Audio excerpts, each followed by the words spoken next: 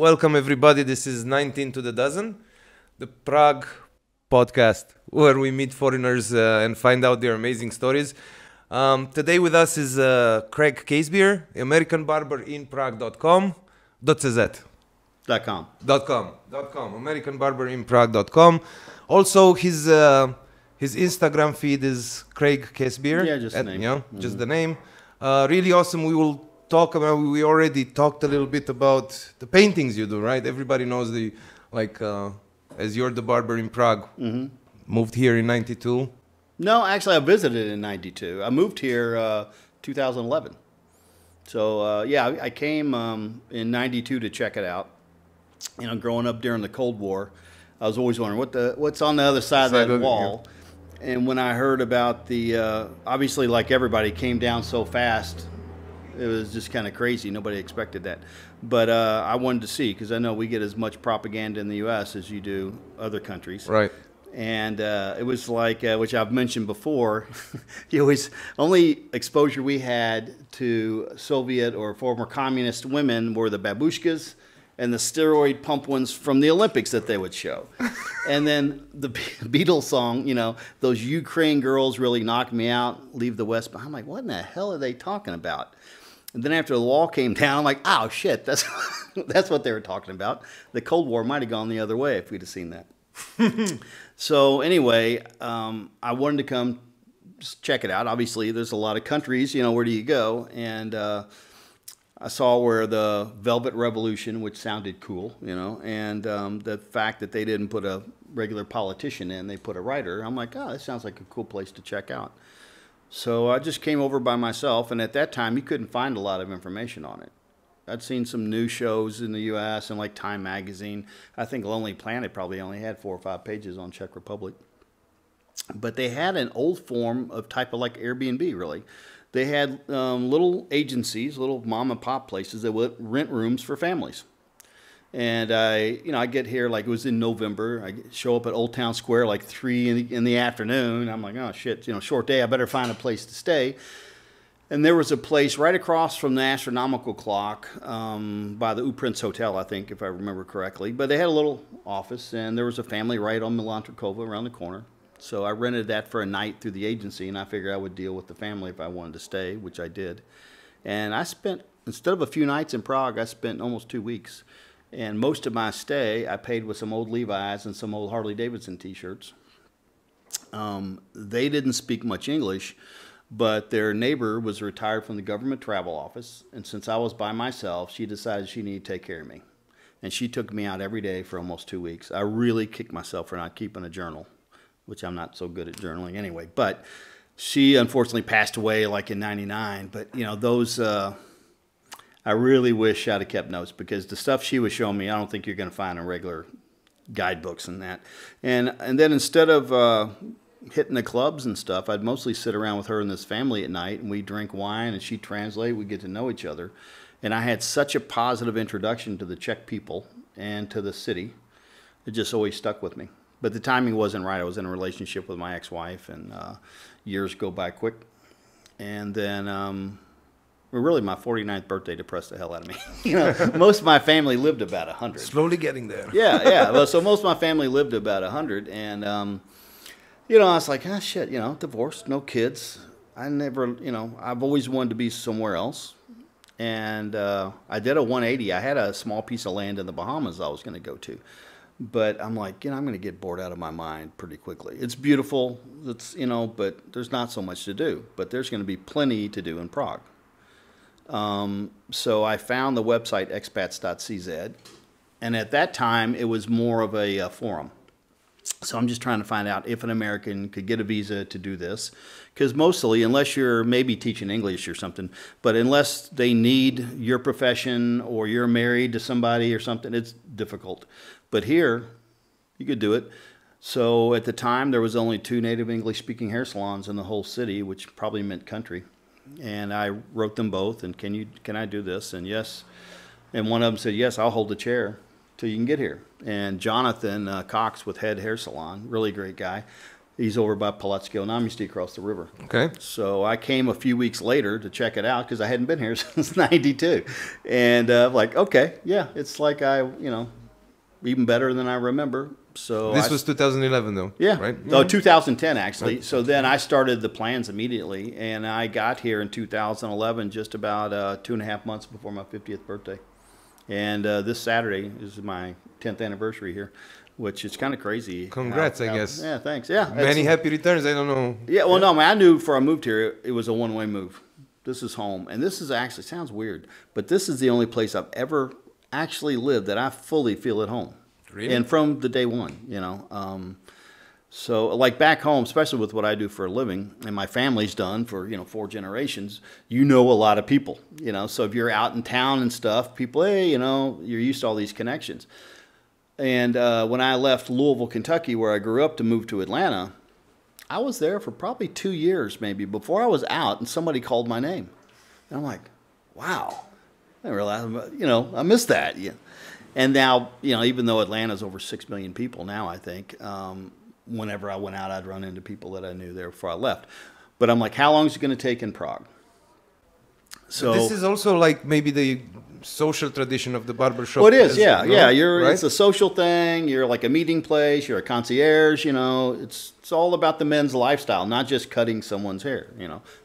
The haircut should be top, but you have more to it than that. And especially in here, it's about the experience. This is how I guess you build the place as well, right? Yeah. Well, again, they didn't really have one barbershop. When I started the visa process, there were no barbershops. And I didn't realize most of the surrounding countries either, really. And just about 3 months before I got here, Thomas's barbershop opened. And Tomasz, I met him. We actually did an episode of a TV show together a couple years ago, and I finally met him. Great guy. He already had experience. But for years, it was only me and him, really, or his shop and me. It just, timing, it was no master plan of my own, but the timing just kind of fit perfectly. And I'd been here, I don't know, a couple of years. And I always marketed myself as the American Barber in Prague, not Kraig, the hairstylist at Head Salon. And this brand just started building, and I pushed the classic Americana, And like one of my clients brought it to my attention at my last place, looking around at all the stuff. It's all like, post-war. He's like, this is when everybody liked America. And I'm like, well, there's probably a little bit of that idea in my head, the romantic idea, but it's also the era of the classic haircuts, too. The 50s, the 60s, right? Yeah, the 50s, well, American 50s and early golden age 60s. Yeah, 50s, early 60s. And then you start getting into all the transitioning, which actually led, I've been working on, now I got my new laptop, I can finish this book up, but I've been working on a book for barbers, but I'm probably going to turn it a little bit more for the average guy, too, just stories. Cultural part of the barbershop, some of the history, the barbershops around the U.S. are going to be pretty similar, and like a white barbershop and a black barbershop, they're going to be similar but different. In a barbershop in the South compared to barbershop up north, it's going to be a little bit different. They're all similar, but they're going to have their own little differences. So I'll be showing like my family's history and other barbers and barbershops and more of the southern, aspect of it. And I was going somewhere with that, but my train of thought derailed. That's fine. It happens to me as well. Yeah. But, anyway, it's just a cultural thing. It's a meeting place. And traditionally, like, this shop's different. It's a combination, in my mind, of my grandfather's shop. I remember running around as a kid. My dad's shop. And like as we got talking about into the 60s, then the hairstyle started going long. And what happened then was when the Beatles came to the U.S., it made such an impact. And back then, now you can go online, look at anything, find anything about it. There's music you want to watch, you can find it. Wasn't the case when I was a kid, obviously. We had, even in the U.S., there was 3 networks. They went off at midnight. And you could try to purchase the music magazines, or you go to the record store to listen to the albums, and hopefully they're playing it on the radio, and you could call the DJ and, can you play? And you got your cassette recorder ready to try to tape this thing. So if somebody was bigger then, the labels were pushing them. They were, especially like the Beatles, massive. And national news, people were going, girls were fainting and everything. But obviously young guys seeing girls fainting over other young guys are like, shit, I want to look like that, or I want to be a musician. And their hair actually wasn't that long, but they were called the mop tops.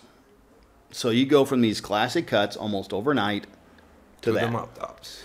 And then you started getting into later in the 60s, guys coming back from Vietnam, and then the hippie movement, and then the hair started getting really long. And like, I learned, I went to hairdressing school, but I learned the barbering from my family.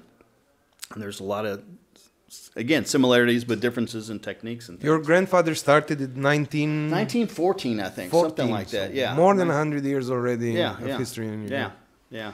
And do you remember if he ever gave you a cut, or was it just for me? He gave my brother. My father gave me my cut. My grandpa, he cut my brothers probably, and my dad did it mostly. But I'm the baby. Okay. And I had my mother's, like, I had the curls and stuff. I think Grandpa didn't want to take a chance of doing that. So my dad, cut my hair. And, of course, it wasn't any kind of traumatic, like a lot of kids, it's kind of a traumatic thing. I think about it twice because it's your dad, doing it. And I always tell people, like I said, you have the more traditional barbershops now. And the barbershop in Atlanta, where I was, my brother's got in Atlanta, it's traditional. It's kind of like a shotgun store, 5 chairs, waiting chairs, and then you can either wait on your regular barber or whoever is up next. Most guys are a creature of habit, and they tend to come, and they're coming every 2 or 3 weeks. And they get to know each other as well, And a lot of guys, because guys are, joking around and bullshitting with each other and teasing each other, and you bring a kid in to learn how to interact, how men actually interact. Okay. And a lot of that stuff is gone. But you still have, like the shop in Atlanta is still traditional like that, although this, COVID stuff has wrecked everything, it's kind of fun. When I was born, I got to see, like I said, because I remember before I started school, run around the barbershop, my grandpa's, and then my dad started with the barbering, and then he became one of the first men's hairstylists in the U.S. And actually, that picture there is when he won all American Barber Championships. So when the hair started going long, it's a different deal, which is what's happening now. I've got 2 barbers that I've trained from scratch, and now they're like my stepkids. And I was telling them the whole time, you got to learn the skin fades. That's a basic. Everybody needs to do that, but it won't last. Some people will keep it, but it's going to transition. Styles always change. Everything goes in cycles. And as older you get, the more you realize everything goes in cycles. So the long hair is coming. Not necessarily as long as I'm going with mine, but I'm reliving my youth again. For those who have hair. Yeah. But, it constantly changes. And a lot of that is led by the U.S., mainly because of the entertainment industry. Or, Europe, it might be, whatever the footballer, like Ronaldo, whoever it might be, somebody, guys want that kind of haircut. They've seen a movie or somebody. But it's always changing, and stuff people think would never come back, comes back. Like right now, the mullets have come back over the last couple of years, and people thought, is that kind of thing, right? Yeah, there's different versions of it and stuff, but business in front, party in the back kind of, thing. And also a thing that people made fun of for a long time. When people make fun of it, they don't think it's going to come back, but no, it will come back in some form or another. Like beards did, right? Yeah. Well, the beards, like, when I was a kid, if somebody had a beard like mine or yours, first of all, yours is great. They really weren't maintaining it much. And they were either a biker or some old half-hermit farmer who just didn't cut it. But you didn't see, especially young guys or anything fashionable so much with beards, especially long beards. And then I started looking, I guess it was, I don't know, the first Gulf War or the second. But I started getting young guys coming in with really well-groomed beards and stuff. Well, they were either military or special op kind of stuff. And they needed the beards over there. To blend in. Yeah. But you also have had, for the last, God knows how long, the feminization of men in the West. So, like now, it's all toxic male BS and stuff.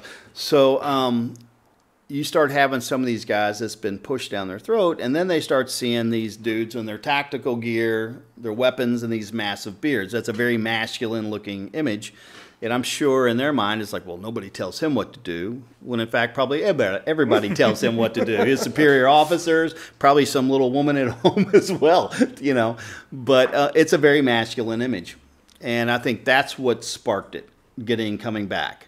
And what's one thing as a male that you can do different, or at least a lot of us can. Not everybody can grow a beard, which is no big deal, but that's also the only way you can. That and your haircut really change your appearance so much. Besides getting fatter or skinnier. And like for me, I figured the more I covered my face, the better looking I'd be. So I just cover it up.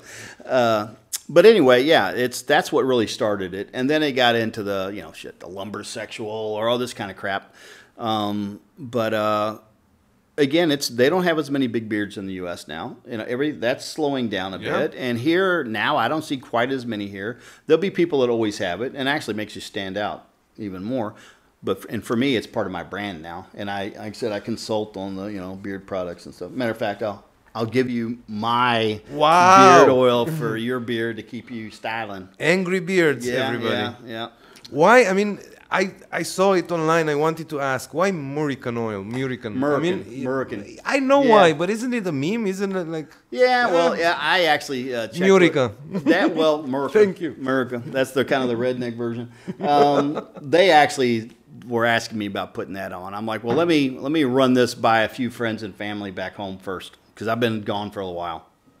And but there's a good connotation of it too. Good old boy. Hey, we're American. Okay, cool. And I push the classic America stuff. And that's why I've been able to get some really cool sponsors like Jack Daniels and at times Indian Motorcycles. And I'll show you later that stereo system. That's actually a Czech company, but those are handmade speakers. And I'm pretty good at getting sponsors and people giving me shit.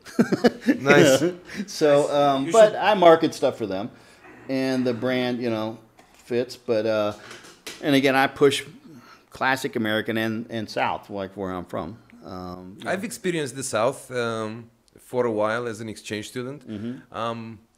What I can say is that some smells I will never forget. Good food. Yeah, good food, and what they call Southern hospitality, which is kind of amazing.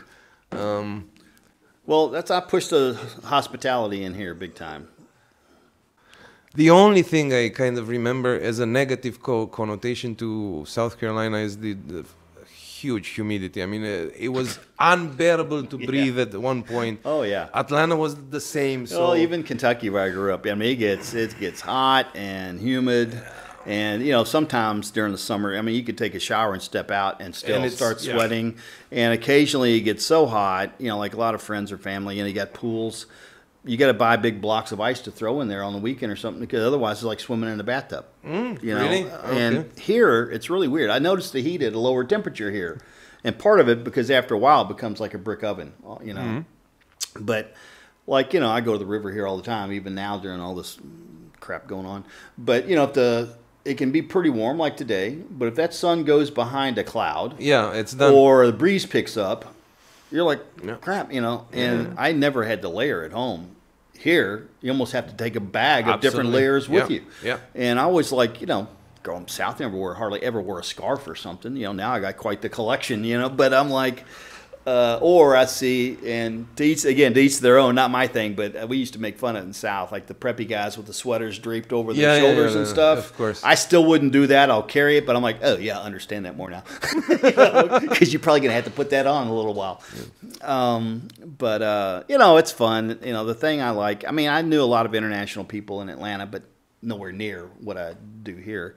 And that's one of the things I like, because I didn't move here to just hang out with Americans. And even though I push American Barber in Prague, I'm friends with Czechs. I've trained Czechs. We have a lot of Czechs come in here. And, I like that. But they all, because I'm always conscious. I'm like, I want to make sure that I want to integrate. I don't expect you all to change a damn thing for me. Yeah. And they're like, no, we like what you do, and this part of Europe, I mean Eastern Europe, especially after the 89 dissolution of the wall, was always very curious about American stuff and everything that was it. There's like almost sad stories with World War II, people waiting for the American planes to come and lift the Russian occupation from these countries.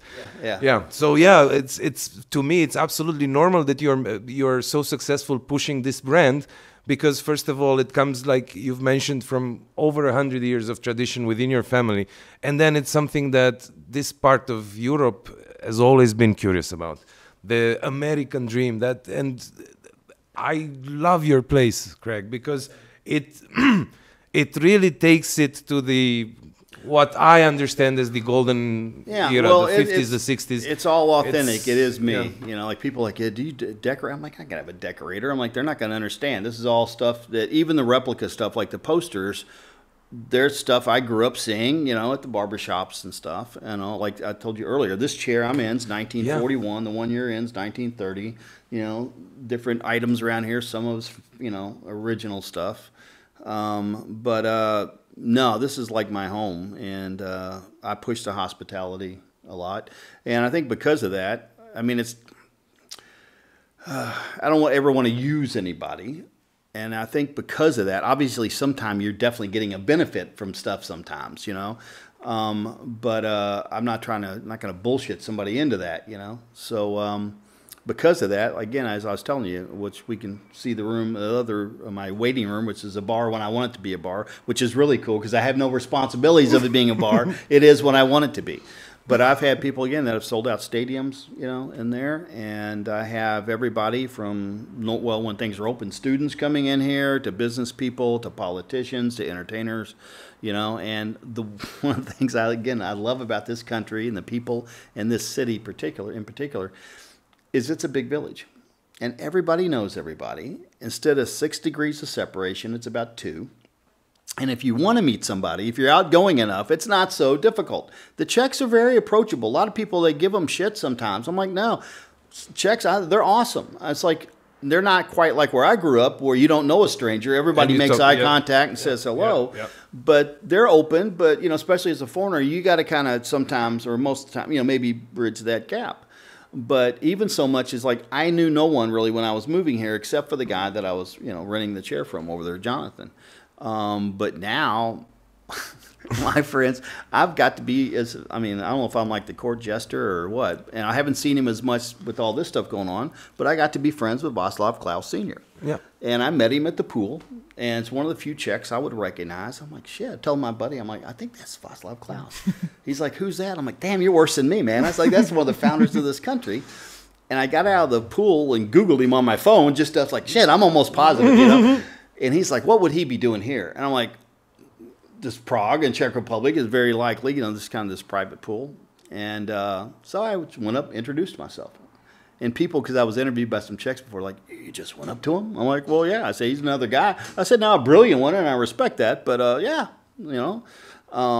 And I said, being an immigrant, moving here and getting to meet and hang out with one of the founders of the country, I mean, that's not going to happen many places. That's true. And we just hit it off. And then we were sometimes 2 or 3 times a week hanging out, just him and I, or him and I and a friend, having a drink and very candid conversation. And but if you can meet people like that, and another really nice guy, I didn't know who he was when I cut his hair, Matcha Rupert with Monkey Business. And he's on TV, very popular, you know, he's played with all kind of people, nice guy. And after he left, some friends were like, you don't know who that is? I'm like, I don't know. Shit, he said he played in music or something. But, I mean, a lot of people play music. You know, they're like, no, he's pretty popular.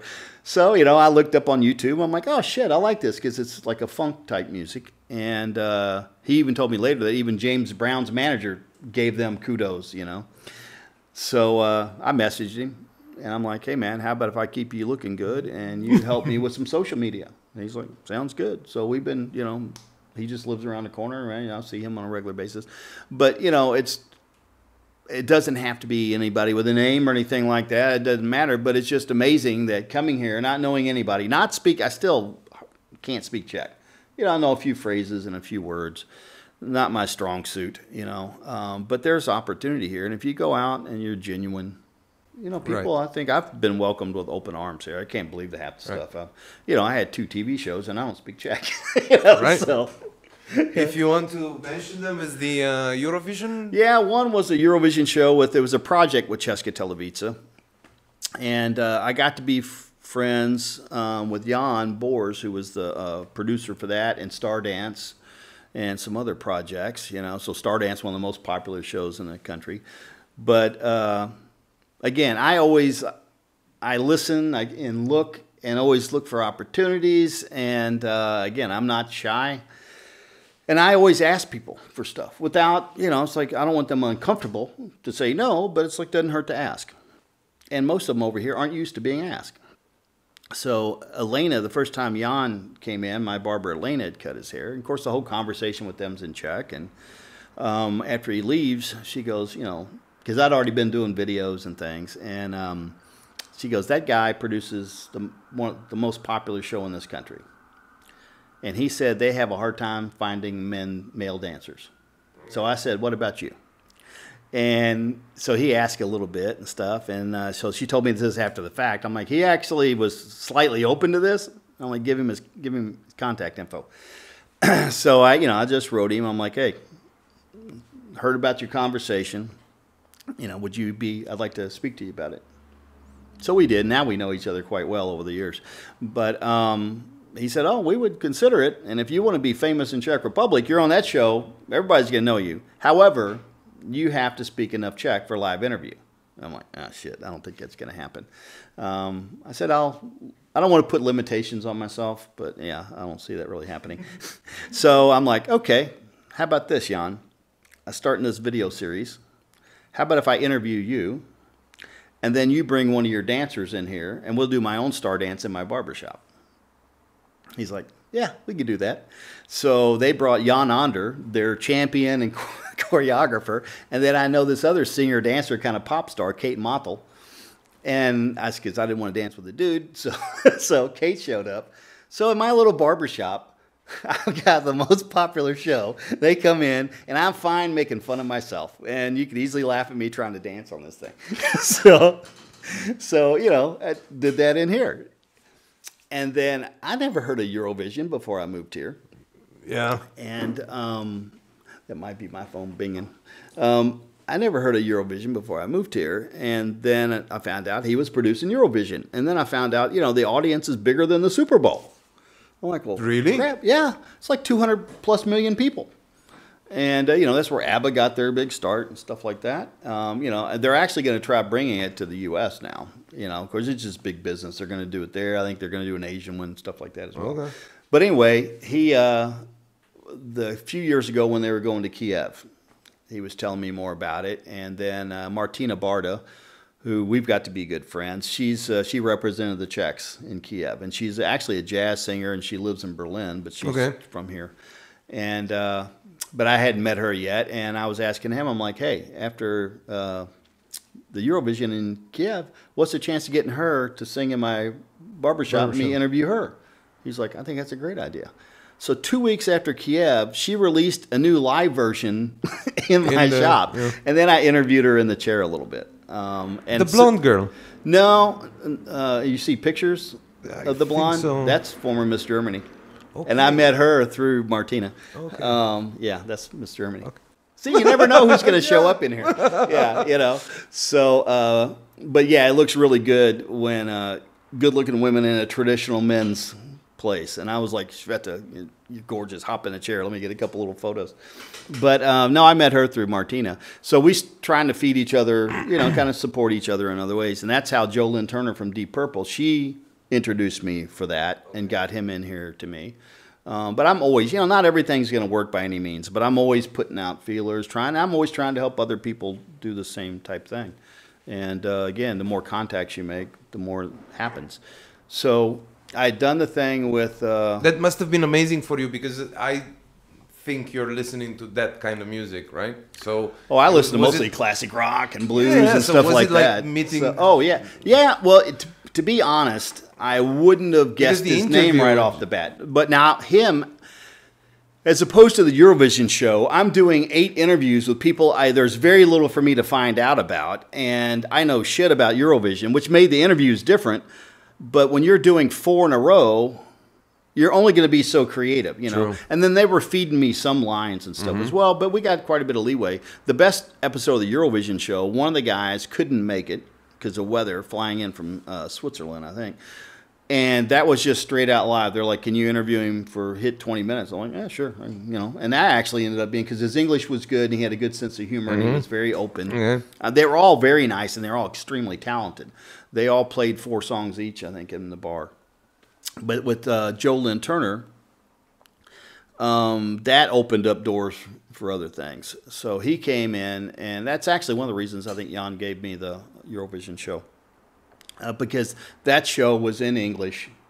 Because once you vote for people in your country, you can't vote for your country. So that was to get them more, information about them to the other people.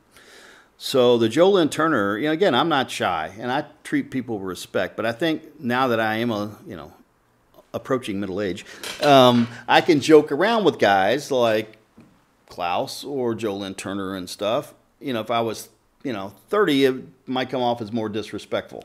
True. But I tease a lot, so I just tease them like I do my buddies, So, and I started right off the bat with him. The only reason I was really nervous was they were behind schedule, and the producer was saying, "Look, their producer, they're like, you got 10 minutes, 15 tops." I'm like, well, I'm not like a seasoned interviewer, in a way I've done it a lot because I've had so many people in my chair over so many years. But I'm like, all right, shit, we'll do what we can do. We got the, stuff here. But we hit it off immediately. Him and his wife came in, we started joking. They're like, "Oh, this is an operating shop?" I'm like, well, yeah, that's mostly what I do. This is a, side thing. So we went into the bar and, I kind of asked him, I'm like, a lot of the guys aren't drinking or stuff anymore. I'm like, "You ever have a bourbon?" "Yeah." So I broke out one of my special ones and we just hit it off, And I'm like, "Oh, I guess we should do this in front of the camera." Well, I think it was an hour and a half. And they still didn't want to leave. And the producer was like, please, we got to go, And then his wife and him, they told me twice, they're like, "This is one of the best interviews we've ever had. And we need to go to dinner, And then I told him, I'm like, "Look, I'm not going to say I'm a singer by any means, but I'm going to sing with you." Because then I basically, vicariously, I've sung with Deep Purple and Rainbow. So we just hummed the end of Hush, And then I'm like, "Okay, I'm getting up on stage with you. And I'm going to get with your backup singers. You can turn my mic off." I said, "But that's a bucket list." And he's like, "I don't care. You got the look." And the producer like, "I don't care." And when I got there, the only reason I didn't do it was I think it might have been a benefit concert, but there was at least 10 groups, and they were also playing with each other, and they had been rehearsing all that stuff. And we've got the saying, "Don't wear out your welcome." And I'm like, yeah, for a totally self-indulgent thing, I'm going to be completely in the way. So I said, "When you come back, then I'm getting up. Maybe I'll practice a song before, where I actually know the lyrics of Hush before you come back or something." You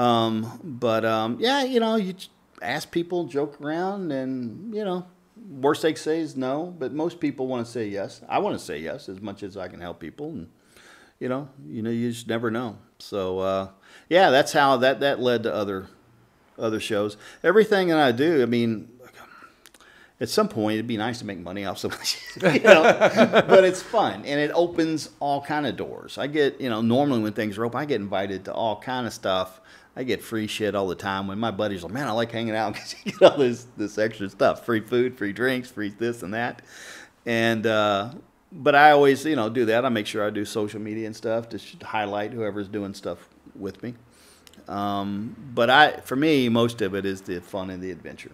And I'm not stopping at Czech Republic. I want to do a European thing. I do a lot of stuff in Germany normally when things are open. I teach over there, barbering some, and barber conventions or things like that. I was actually, a guy came in here several years ago, big old German guy, bald hair. He was bald head, just starting on a beard. And even though he didn't really speak English, his girlfriend Tina did. So Carl, we just hit it off, even though we really couldn't fully understand each other. It's the magic of the chair. I kind of have the same experience with the first barber in Prague that I kind of regularly went to. He was Czech. He was not really speaking English. My Czech was not good, but it's the magic of the chair that somehow, Yeah. Well, Carl and I, we ended up becoming buddies. And we've done, because I also have a barbecue show. And it's on stream, Barbecue Saloon. So Carl's one of the top butchers and chefs in Germany. And his show came out last spring. The first episode was 15 million viewers. They filmed it all over the world, and him and I do cooking demos together sometimes. And I'm the experienced amateur, but I have trained with world-class chefs in France and Italy and the U.S. And but he's the pro. And those producers were talking to him and I about doing a German series where we would film it maybe in the U.S. hitting barbecue festivals. But we all met again in Brno the weekend before the lockdowns last year. So it was and we were doing a cooking demo at the Moto Salon Burger Fest down there. So, German TV show might be actually a little bit of money in it if you got it your own. But it's as much for the adventure and stuff. A lot of the stuff, there's not as much money in a lot of the stuff as people think, unless you have a really big name or something. But if you're doing it for the love of it and the fun and, Okay. Tell me a little bit about the conventions you attend. I mean, I do kind of have a beard, but I've never attended a convention, and probably there's many people that, So what can you expect as a convention goer? Most of the, say, a barber convention, most of the stuff is for people in the trade, although I guess anybody could go, because you can go and you could see vendors from all the different products and stuff. I was invited to come to Dusseldorf for a big barber convention to do a demonstration, and so I get over there and they put us all up at the same hotel, and with my accent it's pretty easy, and they're all like, "You must be the American Barber we've heard of." I'm like, well, yeah, whether that's good or bad, it's probably me. So we're sitting around having drinks and dinner, and they're like, so how often do you come to these things? Very often. I'm like, yeah, I think the last one was 1980. They're like, what? I'm like, look, they haven't had barber conventions since the 60s. Okay. And if somebody's trying to tell you they're full of shit. I said, now, hairdresser conventions, but they haven't had barber conventions. All that stuff has started within the last probably 5 years, definitely no more than 10, but probably 5-6 years, whatever. I went over there and I do some different techniques with the hair where I use something my father taught me years ago.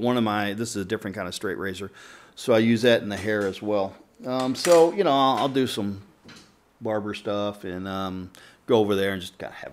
So it's basically, and it's a networking opportunity as well, right? Yeah. And again, I'm not shy. So like some of these companies, one of them, like this razor I just showed you, and this pair of shears, it's by a German company called Tondeo. I've had those in my hand since 1976. Wow. So they've got a particular feel.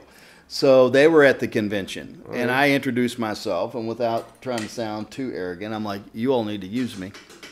I said, my grandfather had your tools, my father had your tools, my brother uses your tools, I've got your tools I've had since 1976.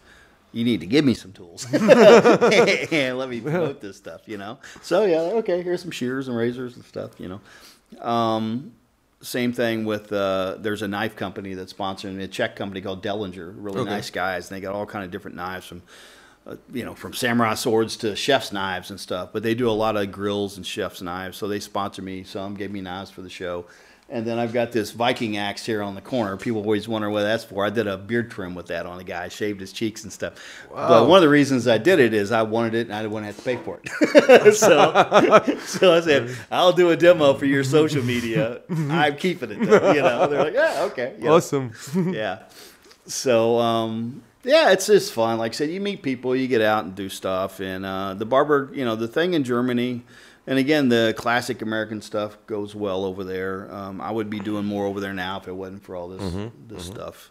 So this European expansion you were imagining, you're talking about, is just towards the west, huh? No. I'd actually like to get into Russia and places like that as well. What I've been working on, I'm going to be working on much more is, because I think these lockdowns are going to continue. Well, vaccines or not, whatever you want to think about it, I think it's going to continue. I hope not. I'm hoping for the best, but preparing for the worst. Oh, yeah. But I also like to travel and stuff anyway. And again, my shop's different. I'm not about running a lot of people through here. And even on my website, like, this ain't a fast food experience. You're in the chair for at least an hour. Sometimes I get talking maybe considerably longer. So I'll tell the guys, if you're in a hurry, you better let me know. I do a limited amount of people. I may be even turning this into a membership. type thing, you know, where some people could still, some guests, and especially many tourists could come somewhat, but this isn't about running many people through So it. if you're grooming your beard, then you haven't yet been in the American barber shop in Prague with Kraig. It's time to kind of book now. Otherwise, who knows? Yeah.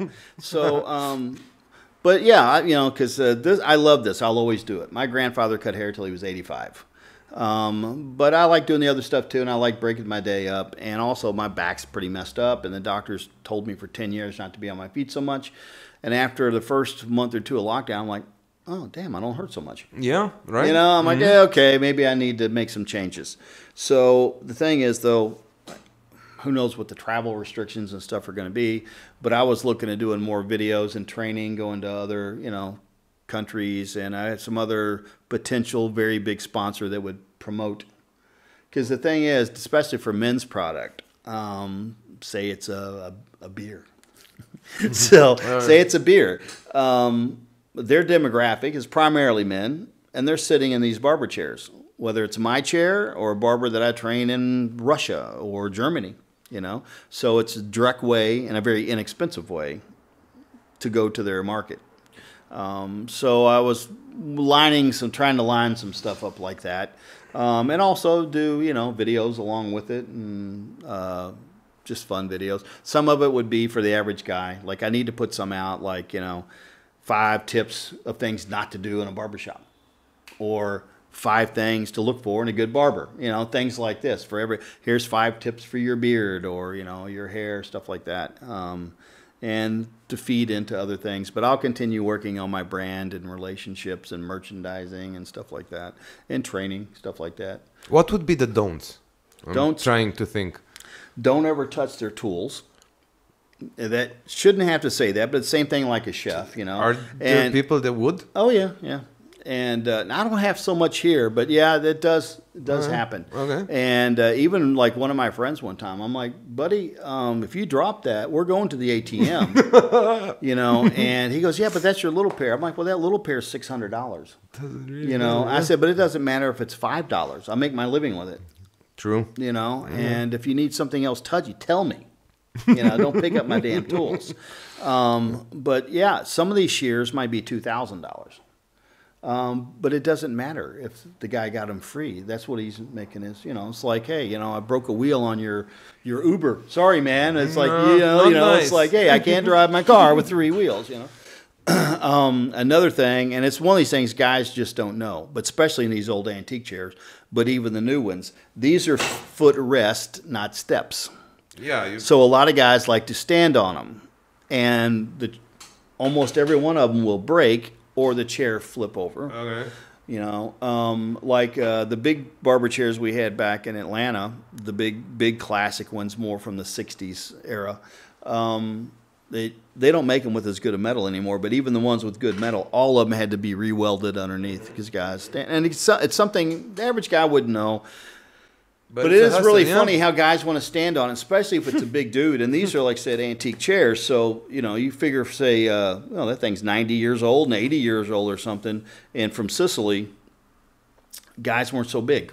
Yeah. And then I got some massive dudes come in here, too. You're like, yeah, I got to ease into this old antique chair. But even if it's a new chair, now a lot of them, like, that's a reproduction chair over there. Mm-hmm. They've got some little things underneath. Okay. You know, but you still don't, it's to rest your foot. Mm-hmm.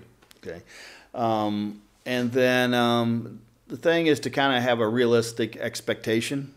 You know, I'm fine when people want to show me photographs or what they want, as long as they understand we can do your version, or maybe not be able to even do a version of it, or we maybe do a version that's even better, but we have to probably modify some things, you know. I'm very fortunate because people know my background. Usually they're like, just do whatever you want, you know. But I'm going to talk to them quite a while, because it needs to match their personality, their lifestyle. Are they going to use any product and spend any time? Or they're not going to use any product or spend any time? I could put, say, a guy that's more conservative. If I put some really fashionable thing on him, he may not feel comfortable. He might not be able to pull it off, and vice versa. A guy that really wants to push the fashion, and you can do a great classic cut, but he might not. It might look awesome, but he might not be comfortable with that.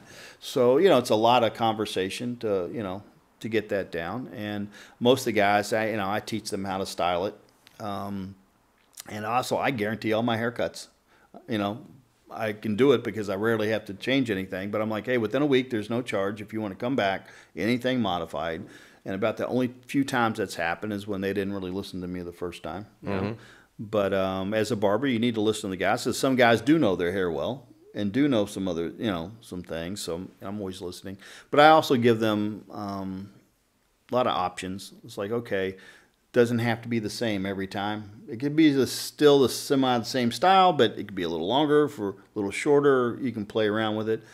I've been here, like I said, this weekend, 10 years. I've had at least 10 hairstyles since I've been here. This one I've been growing out for about a year and a half. But,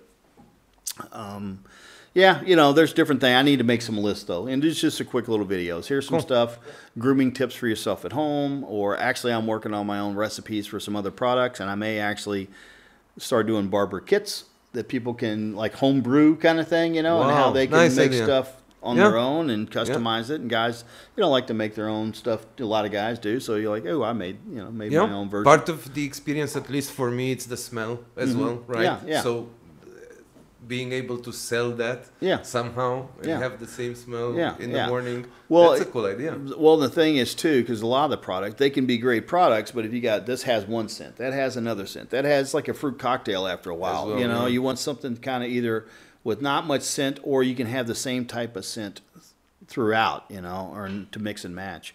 So I'm trying to put some stuff like that together. Like, so that's one of the silver linings of all this crazy lockdowns.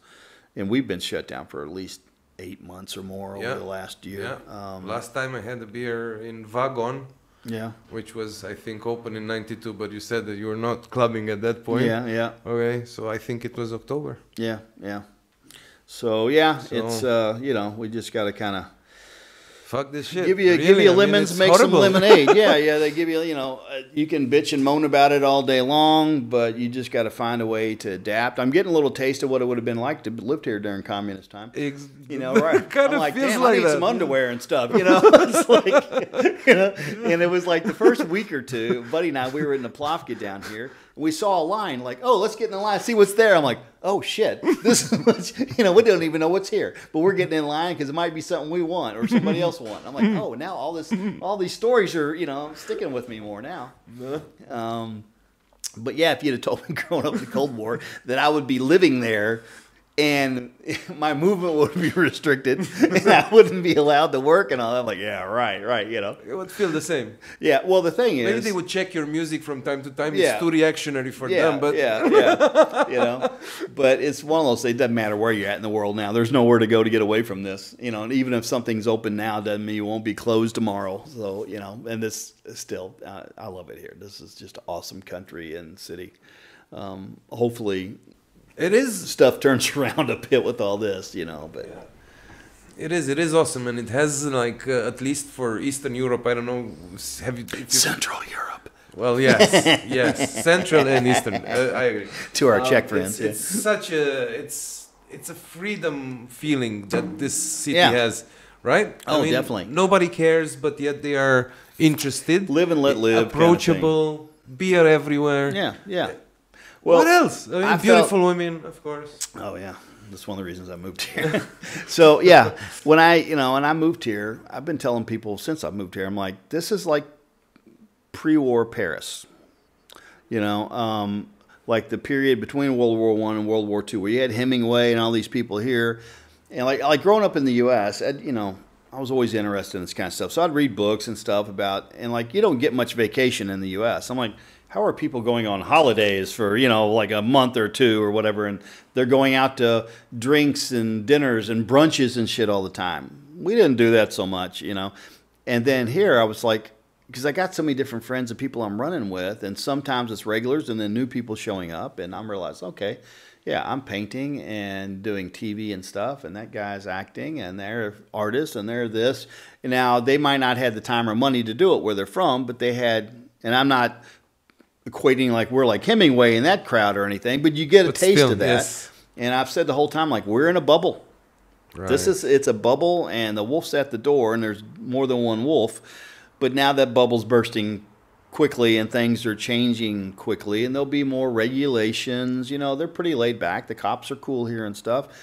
But as they start making money from fines and the budgets start relying on those things, everything starts, you know, building up. So far, it's still, you know, like when I moved here as well, like, you know, in 2011, Naplavka, there was nothing over there. Yep. There was one little place on the wall, and then they had the little grill boats out Yep. there.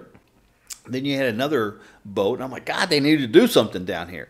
And then it's like each year, more and more. Then it got to be too much. I'm like, damn, you know, I try to hit there Friday afternoon before it gets too crowded, and then I leave. And then off times, because there were so many tourists. What's a city of like 1.3 million, and then 2019 we had over 9 million tourists. Yep. You know, so there's some silver lining that you need tourism, but we don't, in my opinion, need that much, where locals can't live in the city, and you don't go into the main part that much because it's just a hassle.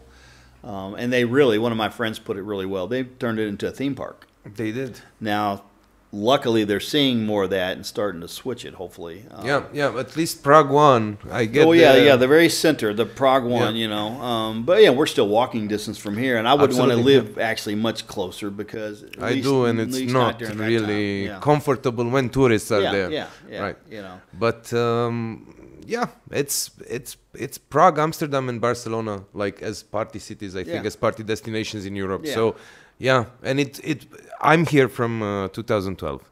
So it grew. It exponentially grew year to year. Probably the big boom was like maybe 3-4 years ago. Yeah. Well, like streets just doubled. The number of tourists doubled from one summer to the other. Oh, yeah. And it was unbearable. Yeah. And as a foreigner living here, I felt guilty of that thought because, you know, it's not my city. It's my second home, whatever. Yeah. But now I don't anymore. I mean, I just enjoy the serenity. I probably see some buildings that I've never noticed. Oh, yeah. Or just be alone on Karlov Most It's like it was 10 more in the a.m. 90s. in the morning. Like when you came here in the 90s, you could go around and do stuff. Yeah. I miss the tourists. I miss all that effervescence and the parties and the pub crawls and the stag parties and everything. And it gave so much life to the city. It's so beautiful now as well. There was positive and negative to it, and now obviously the negative is people are going bankrupt left and right. Yeah. Besides the lockdown, so the fact you don't have the tourists and stuff here. But again, I think they're supposed to open it like next week or something. At least the shops, or at least partially, and blah blah blah. Yeah. So like I said, back and forth, who knows? But like I said, you just gotta doesn't do you any good to dwell on all the negative. You're gonna learn from it, and be adaptable. And I think that's the thing too. Is this keeps going on, there again, you're gonna have, just like during the communist time, a whole culture, society, economy, running. Because I mean, people have to do what they got to do. People gotta work. People gotta work. The thing I hope, not to get too negative, is that a lot of I'm happy for all my friends and that have their jobs and their salaries that continued. But a lot of people, especially if they're watching the news, they don't realize how many people the government says they're giving them some money, but they're not, or very few. So a lot of guys I know that own businesses, successful guys, they're keeping them afloat on savings. Well, how much longer can you sustain that? And then when people start losing their jobs, then losing their homes and stuff, you're going to have a lot of pissed off people, and rightfully so. I'm at a different stage in life, but you get people, especially younger, like, I lost all this, no fault of my own. I think I'm going to raise a little hell, And then before, you don't have much violent crime here. You don't. You got pickpockets and some but even the break-ins are not violent or anything. So, but it's mostly pickpockets. And before, they have so many tourists to pick from, it's no big deal. But when the streets are empty, you'll stand out more. Actually, like the first week of lockdown last March, I got attacked by two guys at 4 PM at Vuitton. You're a big guy. Completely unprovoked. It didn't work out well for them. But it's kind of nice when a guy's half your age and much bigger that, it didn't work out. Now, one of my good buddies joined me to help me with this a little bit. But it's completely unprovoked. And they weren't trying to rob me. They were just totally wasted idiots. And I don't know if they didn't like the look of my beard or what, but it was just quick and unprovoked. And I tell people that because I'm like, they probably could have gone to a pub or something, continued somewhere else, you know. But people are stressed, and tensions are high, and it's going to continue, and then you will start seeing crime here. And I hope it doesn't happen. I hope things open up and it gets rolling. But people that might not have resorted to some criminal activities before, if you've lost everything and your kid's hungry and you see a tourist coming out or a guy's got a job, you're like, I hate to do it, but my kid's hungry, you know. And in the U.S., like the barber shop in Atlanta, 5 barbers, 3 of us had handguns on us. Really? Yeah. You know, I always had a handgun on me back home. You have a lot more violent crime. And I had, you know, close friends and clients and stuff, you know, homicide detectives or SWAT guy, whatever. They're also, yeah, keep your gun on you, you know. Here, thank God, we haven't had that really. But if changes don't happen, yeah, you know, I'm praying that it opens up and that doesn't happen. But that's a very real possibility that people need to keep in mind that things have to be, and we'll see how the elections go in October. Right. But and I don't know what the alternative to what we have in there is either. But you know, I think Miloš cannot run again. Can he? Stan, can Zeman run again? No. I don't know if that's not the president. This the parliament and the and Babiš running this on this one. Anyway. So, but again, we'll see. We'll see what happens. I don't want to get into all the politics. I'm just saying people growing up in the U.S. and then those cities, you know, like even Louisville where I grew up now, shit, the crime, it's ridiculous. And of course, a lot of it, I think if people didn't watch the news, it probably wouldn't be as big an issue. But when people get desperate, and if they keep, that's going to be, we haven't seen the economic impact yet. And I've told friends last year, I fully expect this year to be worse than last year, and possibly next year to be worse than this year. I hope I'm wrong. But people haven't been hit with the full economic impact. But why? I mean, because we have 4 vaccines on the market. Yeah, things should be under control.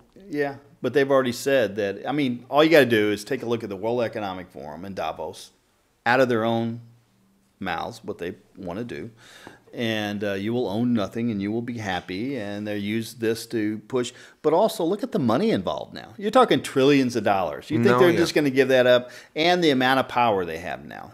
That's the thing that gets me. That's the thing that pissed me off after the Patriot Act, after 9/11. I'm like, you know, you can't protect me. And I don't expect you to. You know, you sure as hell can't protect me from getting, you know, everybody's got to make their own choice. I'm not going to get into all the, you know, everybody's got their opinion on this stuff. But, no, I mean, I'm cynical when it comes to that kind of stuff. I just think people should, like, you've got trillions of dollars, the amount of power, the agenda that they really want to push.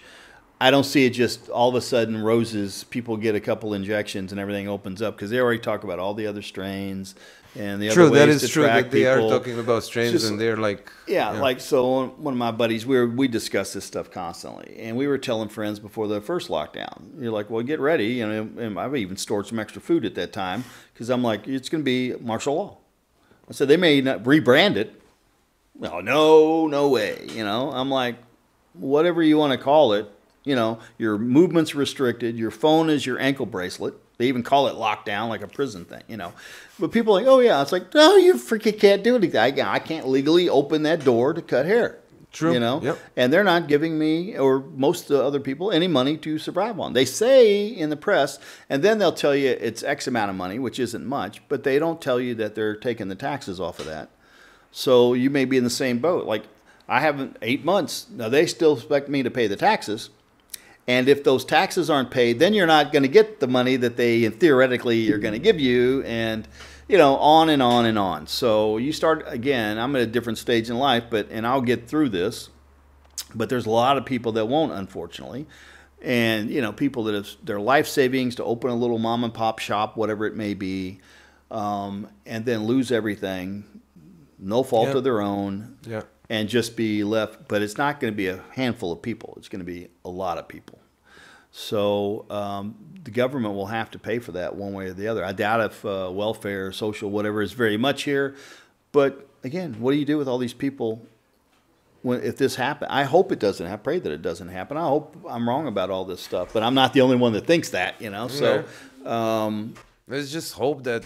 I mean, let's focus on the positive. We're live. And sure, Yeah. let's.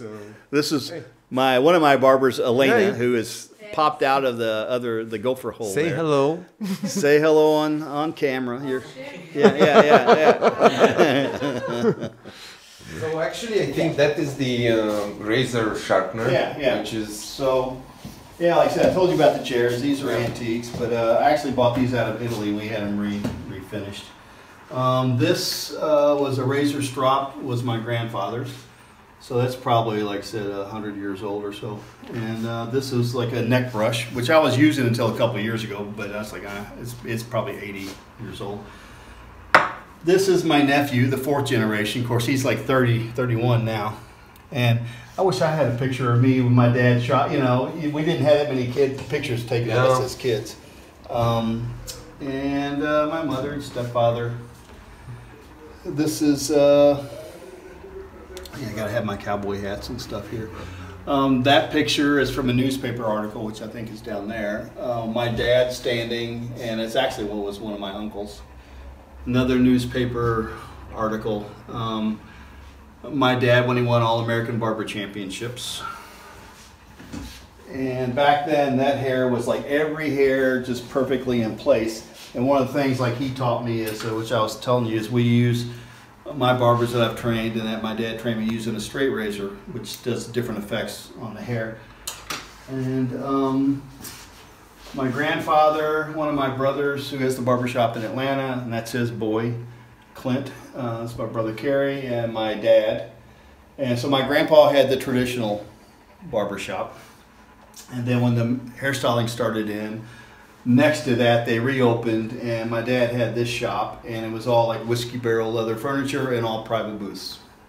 And then they weren't using blow dryers so much, so they would put the hair, cut the hair, put the lotion in it, a hairnet on, and then underneath the dryer. wow. So guys, especially in Kentucky, and did not want other guys to see them sitting underneath the dryer like that. But you know, some of the hair, everything. Think of the old Vegas stuff, and everything just perfectly in place. But he was still one of the most talented, especially with a razor, I've ever seen. And that's like a newspaper article. You see like the 60s or He-Man haircuts and stuff, you know. And then that's my cover from the German magazine. But yeah, you know, again, all the posters and stuff, those are replicas, but that's stuff, again, that I grew up with, you know. And like I said, the chairs, antiques, the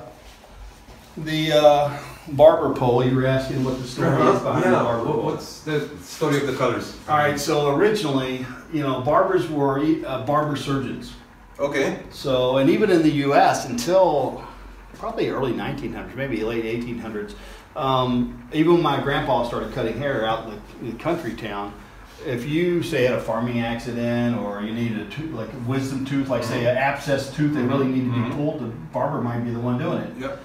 So and they had more of an idea of sterilization. You had a chair and stuff. They might liquor you up a little bit. And of course, I still don't like going to the dentist, you know. But you know, especially as a kid, like Grandpa, how could somebody let you pull a damn tooth out of their head in the barbershop?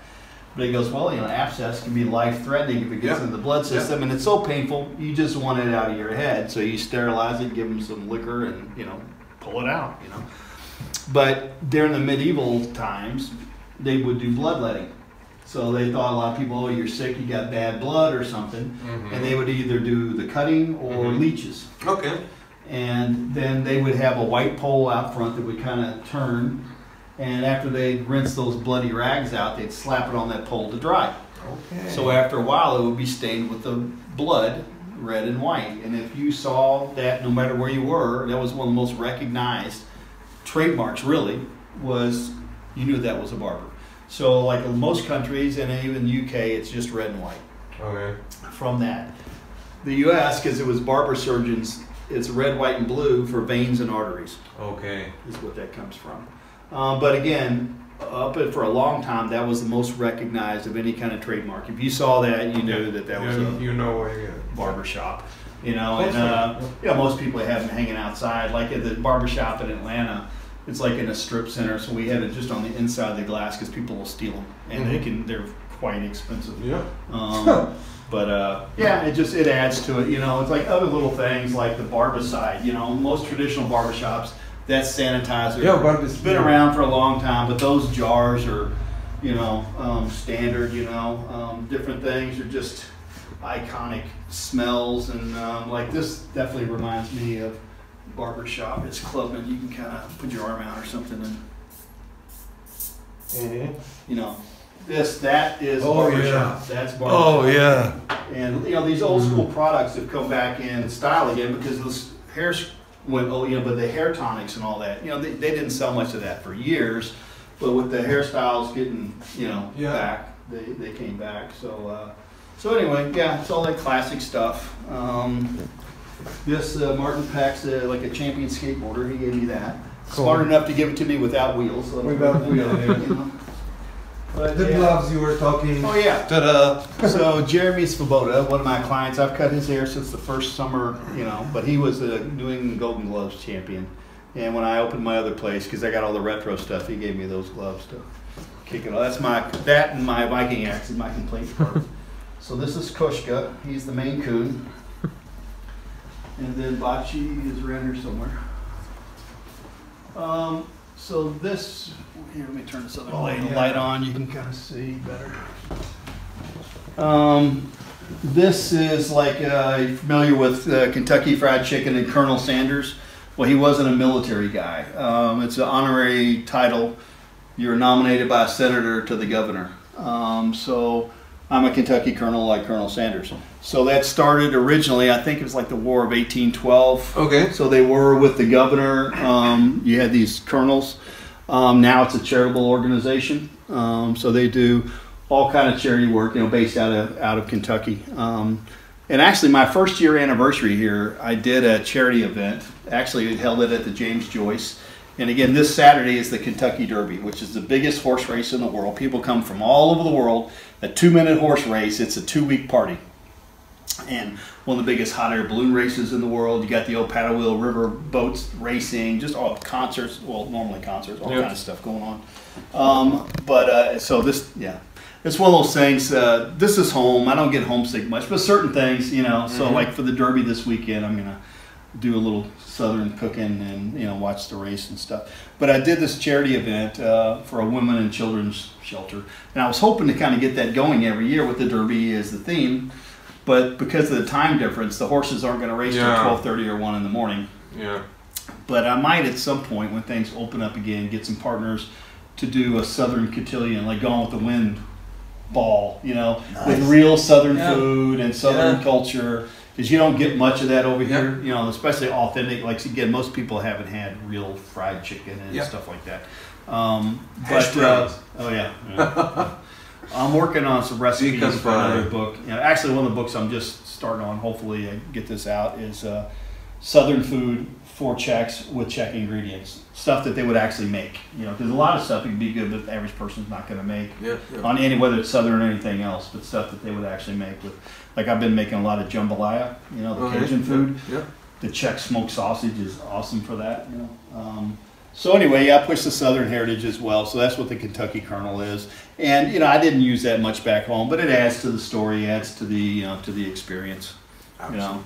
And then again, it's a bourbon, but I have all these single malts, and I got vodkas and all kind of stuff. But it's mostly people bringing me stuff. They want me, oh, you got this, you got to try my favorite. You know.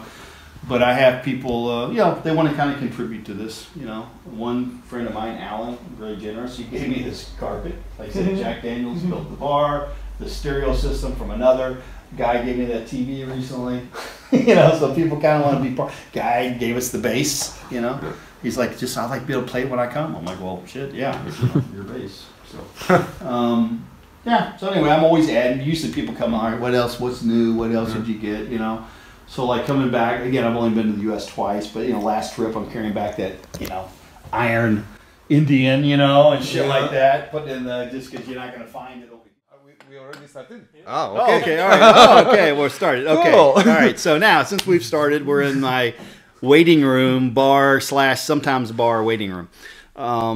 So, yeah, I'm ambassador for Jack Daniels, so they built my bar for me. Being a good Southern boy. That's from Tennessee, and I'm from Kentucky. So the Jack Daniels, it's a Tennessee sipping whiskey. It's similar to bourbon, but some slight differences. I've got all behind the bar is all Kentucky bourbon and some Kentucky rye as well. Yeah, I do some whiskey tastings in here, and I give stories. You know, I'm not like a whiskey sommelier or something, but I know quite a bit about it, and I'm better at giving stories about the different bourbons and stuff. So this one I've got for us is one of my house bourbons, called Heaven Hill. It's a wheated bourbon. So bourbon has to be at least 51% corn. It has to be aged in charred or burned new oak wood barrels for at least 2 years. Then you're going to have the other grains, whatever they want really, but it's going to be some barley or malted barley. And then it's going to be wheat or rye. And this is a wheated bourbon. Okay. And wheat tends to be sweeter. So this is a smoother, sweeter bourbon. So taste it as it is. Cheers, sir. Cheers, sir. Thank you. You're welcome. And we sip bourbon, not like occasionally some guys like, it's like, nah, no, you got to sip it. So this is a smooth, sweet bourbon. So now I'm going to show you a little twist I have on this. I'm not really sure if I say something good or bad now. Well, just whether you like it or not. But I do like it. I love it. My only experience, I think, with bourbon is Maker's Mark, which I think is Kentucky, right? Yeah. No, Maker's Mark's a good, Mark, I know. You know, average run. This is even smoother than that. Yeah. In a way. I mean. Yeah. So this is really good one for people to start off with, as well as like the Gentleman Jack from Jack Daniels, because it doesn't have such a bite or a burn to it. You know, the higher alcohol content tends to be more complex flavor, but it's going to take more of a bite and a little bit more of a burn to it. So, you know, it just depends on your taste, you know, and people ask all the time, you know, what's the difference between bourbon and whiskey? Well, bourbon is whiskey. Bourbon is whiskey. So you got Irish whiskey, you got Scotch whiskey, you got, you know, bourbon. They're all whiskeys. The mash bill or the grains are slightly different. Okay. So in the South, it was mostly settled by Scots-Irish. They brought their whiskey traditions with them, and the predominant grain was corn. So now something I just found out, you know, again, I've had more time to research and do stuff this last year. And one of my best friends here is from Scotland. And you just start realizing there's a lot of stuff in common and stuff that you have. And same thing with some of the Irish people. My mother's a redheaded O'Brien. But the Scots-Irish, I always thought it was the Scots and the Irish that moved over and settled. Well, that was, but there was a whole group, the Scots-Irish. Really? So they had sent the Scots to Northern Ireland for a certain area, and it was the Protestant thing, and they were there for like a century. Okay. And for religious freedom and stuff, they came over. So it was actually Scots-Irish as a whole, its own little sect as well, you know. And then a lot of them, they came and married like Cherokee, you know, and stuff. So you had that, but they brought their traditions with them. And obviously whiskey was one of them. Another whiskey I have over here I like, and it's owned by the same company that we're drinking, Heaven Hill, is Elijah Craig.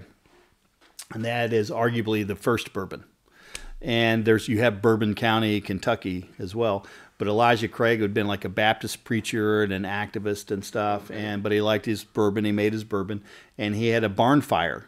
And the barrels burned. And he decided to use them anyway. He made barrels.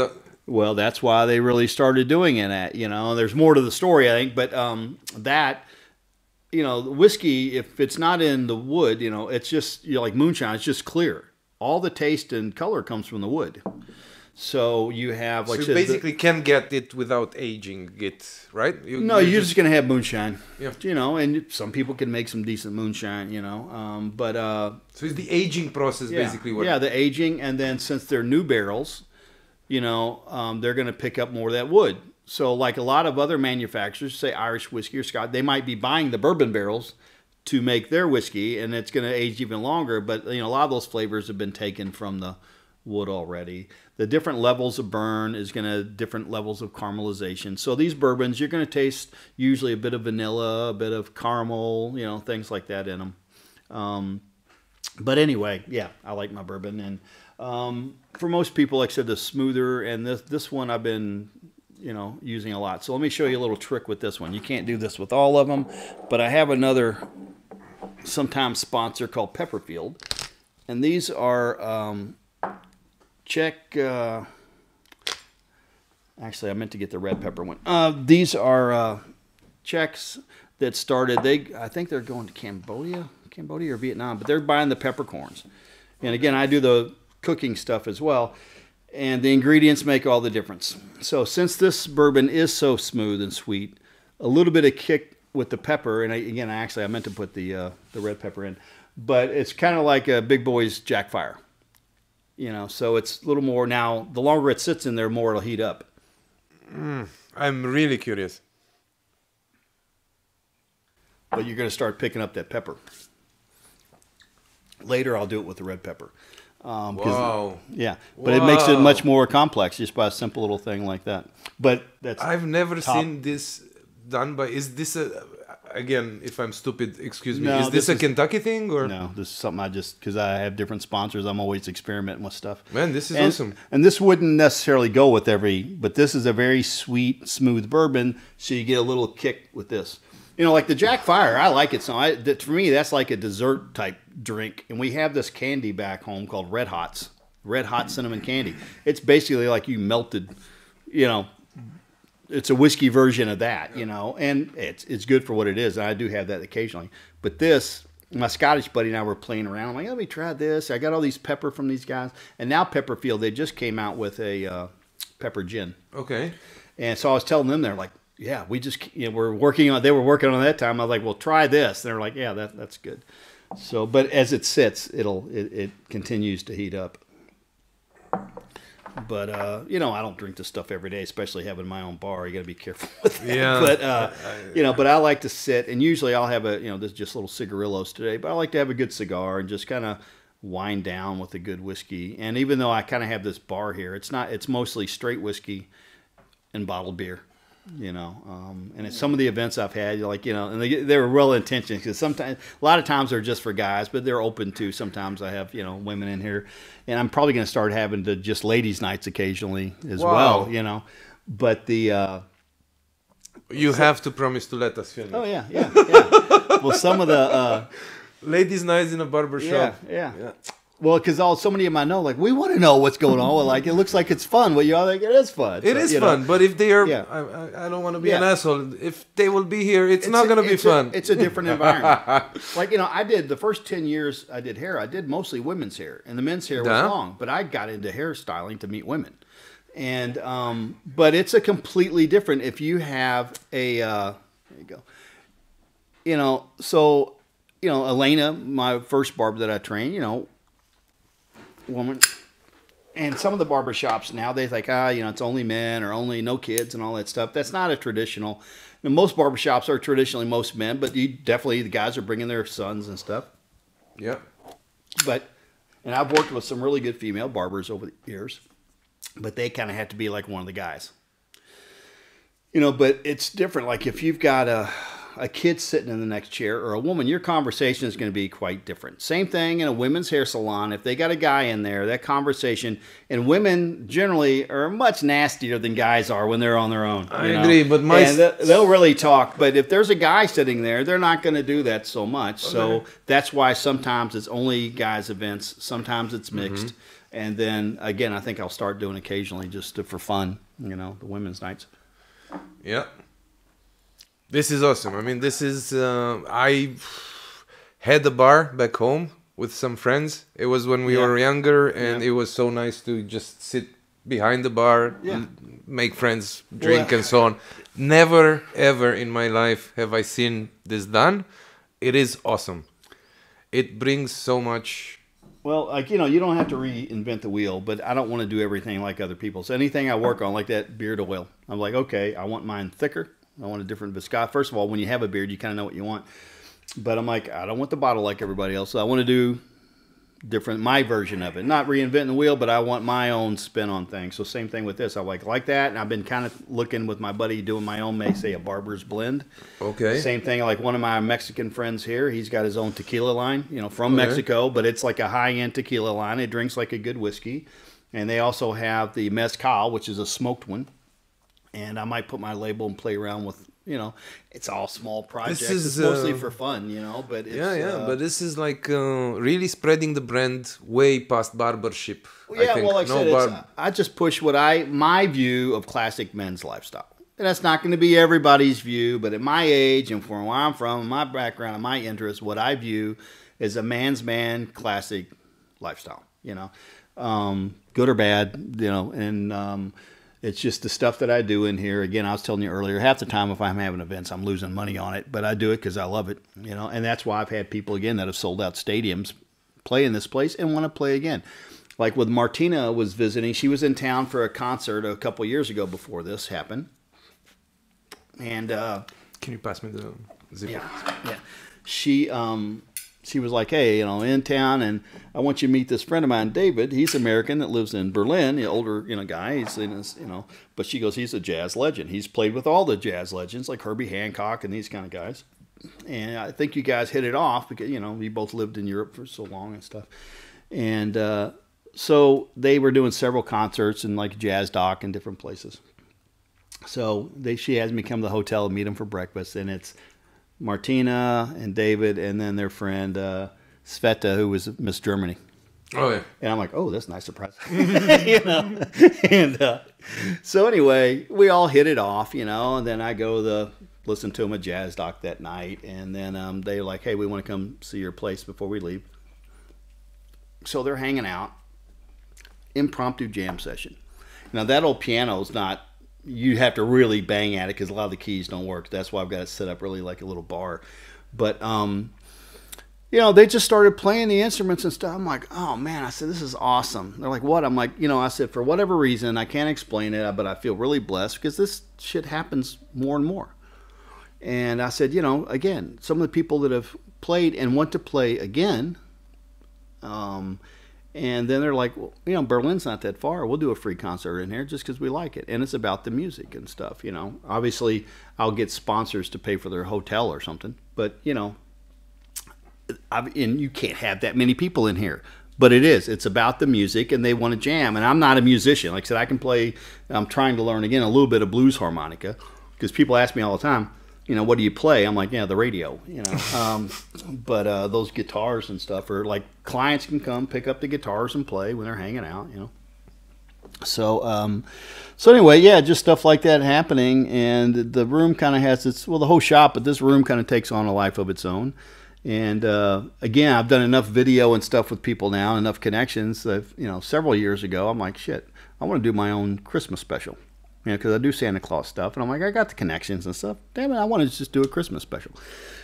So, with 3 days' notice or less, and less than $500, we pulled this thing together. Totally ad-libbed, but I had some big names in here for Czech Republic especially, and I said, look, we can't have any prima donnas tonight.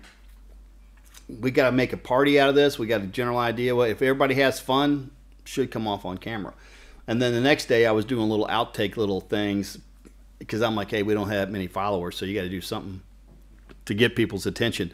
So I'm in my Santa stuff, but my two barbers, they're smaller, so I had them in elf outfits. And then doing 50 Shades of Green and, candy cane with sugar lines and stuff. I put a PG warning on that one. But we had a blast, and they're all like, when can we do it again? And like I said, it's just, I think it's because it's like, it's a genuine thing. It's not, I'm paying for that stuff. It's not even to make money. I didn't have advertisers or anything. It was just fun, and we were able to do it and get it online. Yeah, and I think this is basically the lesson here. Do what fits you and where you can be genuine, right? And people will follow. Just build it. They will come. Yeah. Well, I think that's the thing. One of the positive aspects as we get a bit older is yourself more and more. And it's like, I know what I'm going to do. I know what I'm not going to do. Certain things you would maybe jump at that might not make so much sense, and especially if it was any bit of fame younger. Okay. And especially too, if you really had fame and you got people like yes men and stuff hanging around to be on that gravy train, it'd be easy to kind of lose your way, but, yet again, most of the stuff here, my friends, would tell me, I say, hey, if I sound like I'm talking about myself too much, let me know. It's mostly that I get excited about shit and I'm figuring it out in my head as I'm speaking about it, but most of it, I just do it as an adventure and as a fun thing to do. It is, at least in watching from outside in, it's an awesome lifestyle. It is like you're building your own kingdom in a way. And what really attracted me initially to basically talk to you is also this kind of thing. I had my grandfather passed away. He was 96 last April. But I had the same kind of feeling that you are following that kind of tradition, and I'm looking at my friends maybe, and there are many things which are going to be lost forever unless you know, the nephews of that generation is taking some action. Barbering is one of the things. Bread making, blacksmithing. All this kind of, you know, like that's the stuff you see now too, because everybody, you know, kind of looked down, at least in the U.S. for a long time, blue collar stuff. You know, you got to have a degree. You're going to be smarter if you have a degree. I knew some guys that were plumbers and electricians and made much more than high-level managers. I'm like, hey, that dude's pulling in six figures maybe in the 70s and 80s, you know, as a plumber or something, you know. But I think people are coming back around. And with all this crazy shit that's going on now, having a skill, you can still find ways to do something, you know. I mean, I remember even my dad, like even fixing the car in front of the flat in the 80s. Nobody's actually looking under the hood anymore. Like this kind of things, you know. Even if you did today, not really, but you know, all these things are lost, are just lost forever, completely lost. And I do respect. I can't say that this enough. I do respect people that actually do not like adopt a tradition, but they were born in it, you know, and then take it further is the nicest thing that you can see, I think. But like my two barbers, they've got a 2-year-old, and we've already got him. I've seen the Instagram. At like 1.5, we had like of course I took the blade out of it. He had straight razor on one of our friends. People are like, oh my God, that baby's got a razor. I'm like, he's got a really light touch, you know. So, you know, and we've got him in here doing different things. And like I had Macha Rupert in, and I had him, you know, pictures of him finishing. And if, you know, Klaus is in at some point, I'm like, hey, let me have him. So he'll have all these photos, even if he doesn't want to do it down the road. He can say, I have literally done this since I was in diapers, you know. And but it's, growing up, like I said, we're all in the building, so, and they're like my stepkids, so we see each other every day. And that kind of stuff. That's why if you look around my shop, sometimes you're going to see toys or you're going to see other stuff, because I spend most of my time in here. Because besides being a barber shop and a little bar, because you're the Czech ambassador, it is the social place, right? It is your building in life. Yeah. Well, like I said, I introduce a lot of people, you know, especially if they're first moving, but even people visiting, I refer them to other places. And some of them, like I've had guys, you know, sometimes they're traveling by themselves. You get talking a haircut, you know, like, where can you go? I'm like, well, you know, my buddies are coming by. We're getting ready to go to dinner. Just come along with us, you know. And also, I know the times that I have traveled and didn't know any, because I traveled mostly by myself in my life, and you meet locals. That's what really makes your trip. Absolutely. You're getting, you know, and this is obviously, how you get the culture. Their interaction with me, being a foreigner, is different than it's going to be from just a Czech, but they're getting to see life here that they wouldn't see as a, you know, regular tourist and stuff. And then I started getting, because I get a lot of tourists come. I got some clients that live in Germany and Austria. They make the trip just for the haircut. One guy, he comes to, I'm like, what else you doing? I go, no, I came from Dresden just for the cut and going right back. A guy, like I said, he was not just to see me, but he planned several trips a year and he would wait for his haircuts. I'm the only one from Stockholm that's cut his hair for like 8 years. Awesome. Until this kind of stuff. And he does a lot of, you know, promotion with me, and he's a well-known music person in Scandinavia. But you just never know who's coming in, and you have a good time, and you invite them. And again, obviously, I charge a little more than the average barbershop, but again, it's not just a haircut. And I'm giving shit away all the time. So, you know, I get a little extra here, a little extra there, and sometimes, you know, that's I'm like, hey, look at my bank account occasionally. I'm like, oh, okay, maybe I need to charge a little more for some of it, you know. But it's I love what I do. So, and it's whether it's, like I said, this, but again, the other stuff wrote, you know, out of this. So like the stereo, obviously it's hard to play music here that's not gonna. They would close it down on the video, but like those are handmade speakers. It's a Czech company called Sexy Fusion. 5 artisans to make each one of those bespoke speakers. Wow. And the guy, really nice guy, Jan, he's like, that's his pet project company. He goes, hey, you can have these in here and play, and I could not afford those on my own, but I can promote them. And, my flat's above. My friend owns the building. Her office is above the other side. I've got the whole back of the building. So if I close the doors, I can turn that, Yeah. And you can really enjoy. Awesome. Yeah. So some guys will come early or stay late just to listen to music. Like I want to do some audiophile nights, and we'll pick, okay, tonight's genre is this, or everybody pick 2 songs, know stories about behind that music, and we'll listen to, again, about listening to the music. Listen to a song, have a drink, discuss it, play something else, Awesome. So doing stuff like that, again, not going to be a big moneymaker night, but it's very enjoyable to do, Absolutely. And it's never, when you're building a brand and when you're selling your soul, basically, in a way, right? It's never about the money. Yeah. It's never about the money. I mean, there will always be enough money for, I guess, for decent. Well, thing is too, it's like, it's gotten more expensive, here, but it's still pretty reasonable, especially for Europe. And like most of my buddies are the same way. The older I get, the less stuff I actually want. I like nice things. I like to do stuff, and I don't have to sweat going out for a nice dinner or something. But, yeah, it's not, obviously it's great to make money, but that's not the main motive factor for this, motivator. But yeah, probably should be motivating. Actually, I am more motivated with it this last year. Now you put your face and your brand and your story out so many times that I'm absolutely sure that. Yeah, but like I said, it's fun if it goes. See what happens with it. But it's it's a journey and it's an adventure. So same thing with like the doing these little paintings and stuff. I'm going to do some more bigger artworks and things. But what I've look, your Instagram is really good. Now that I've talked to you for an hour and something, it really, I think, shows your personality.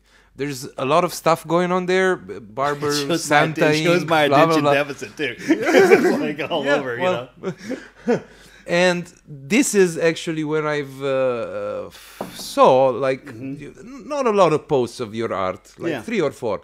The one that attracted my attention, it was saying something like, "Just pen, no erasing," or something like that. Yeah, well, just because, and you know what I thought? I thought like, of course, he's a barber. The man doesn't have like a second chance on hair. Why would he have second chance on paper?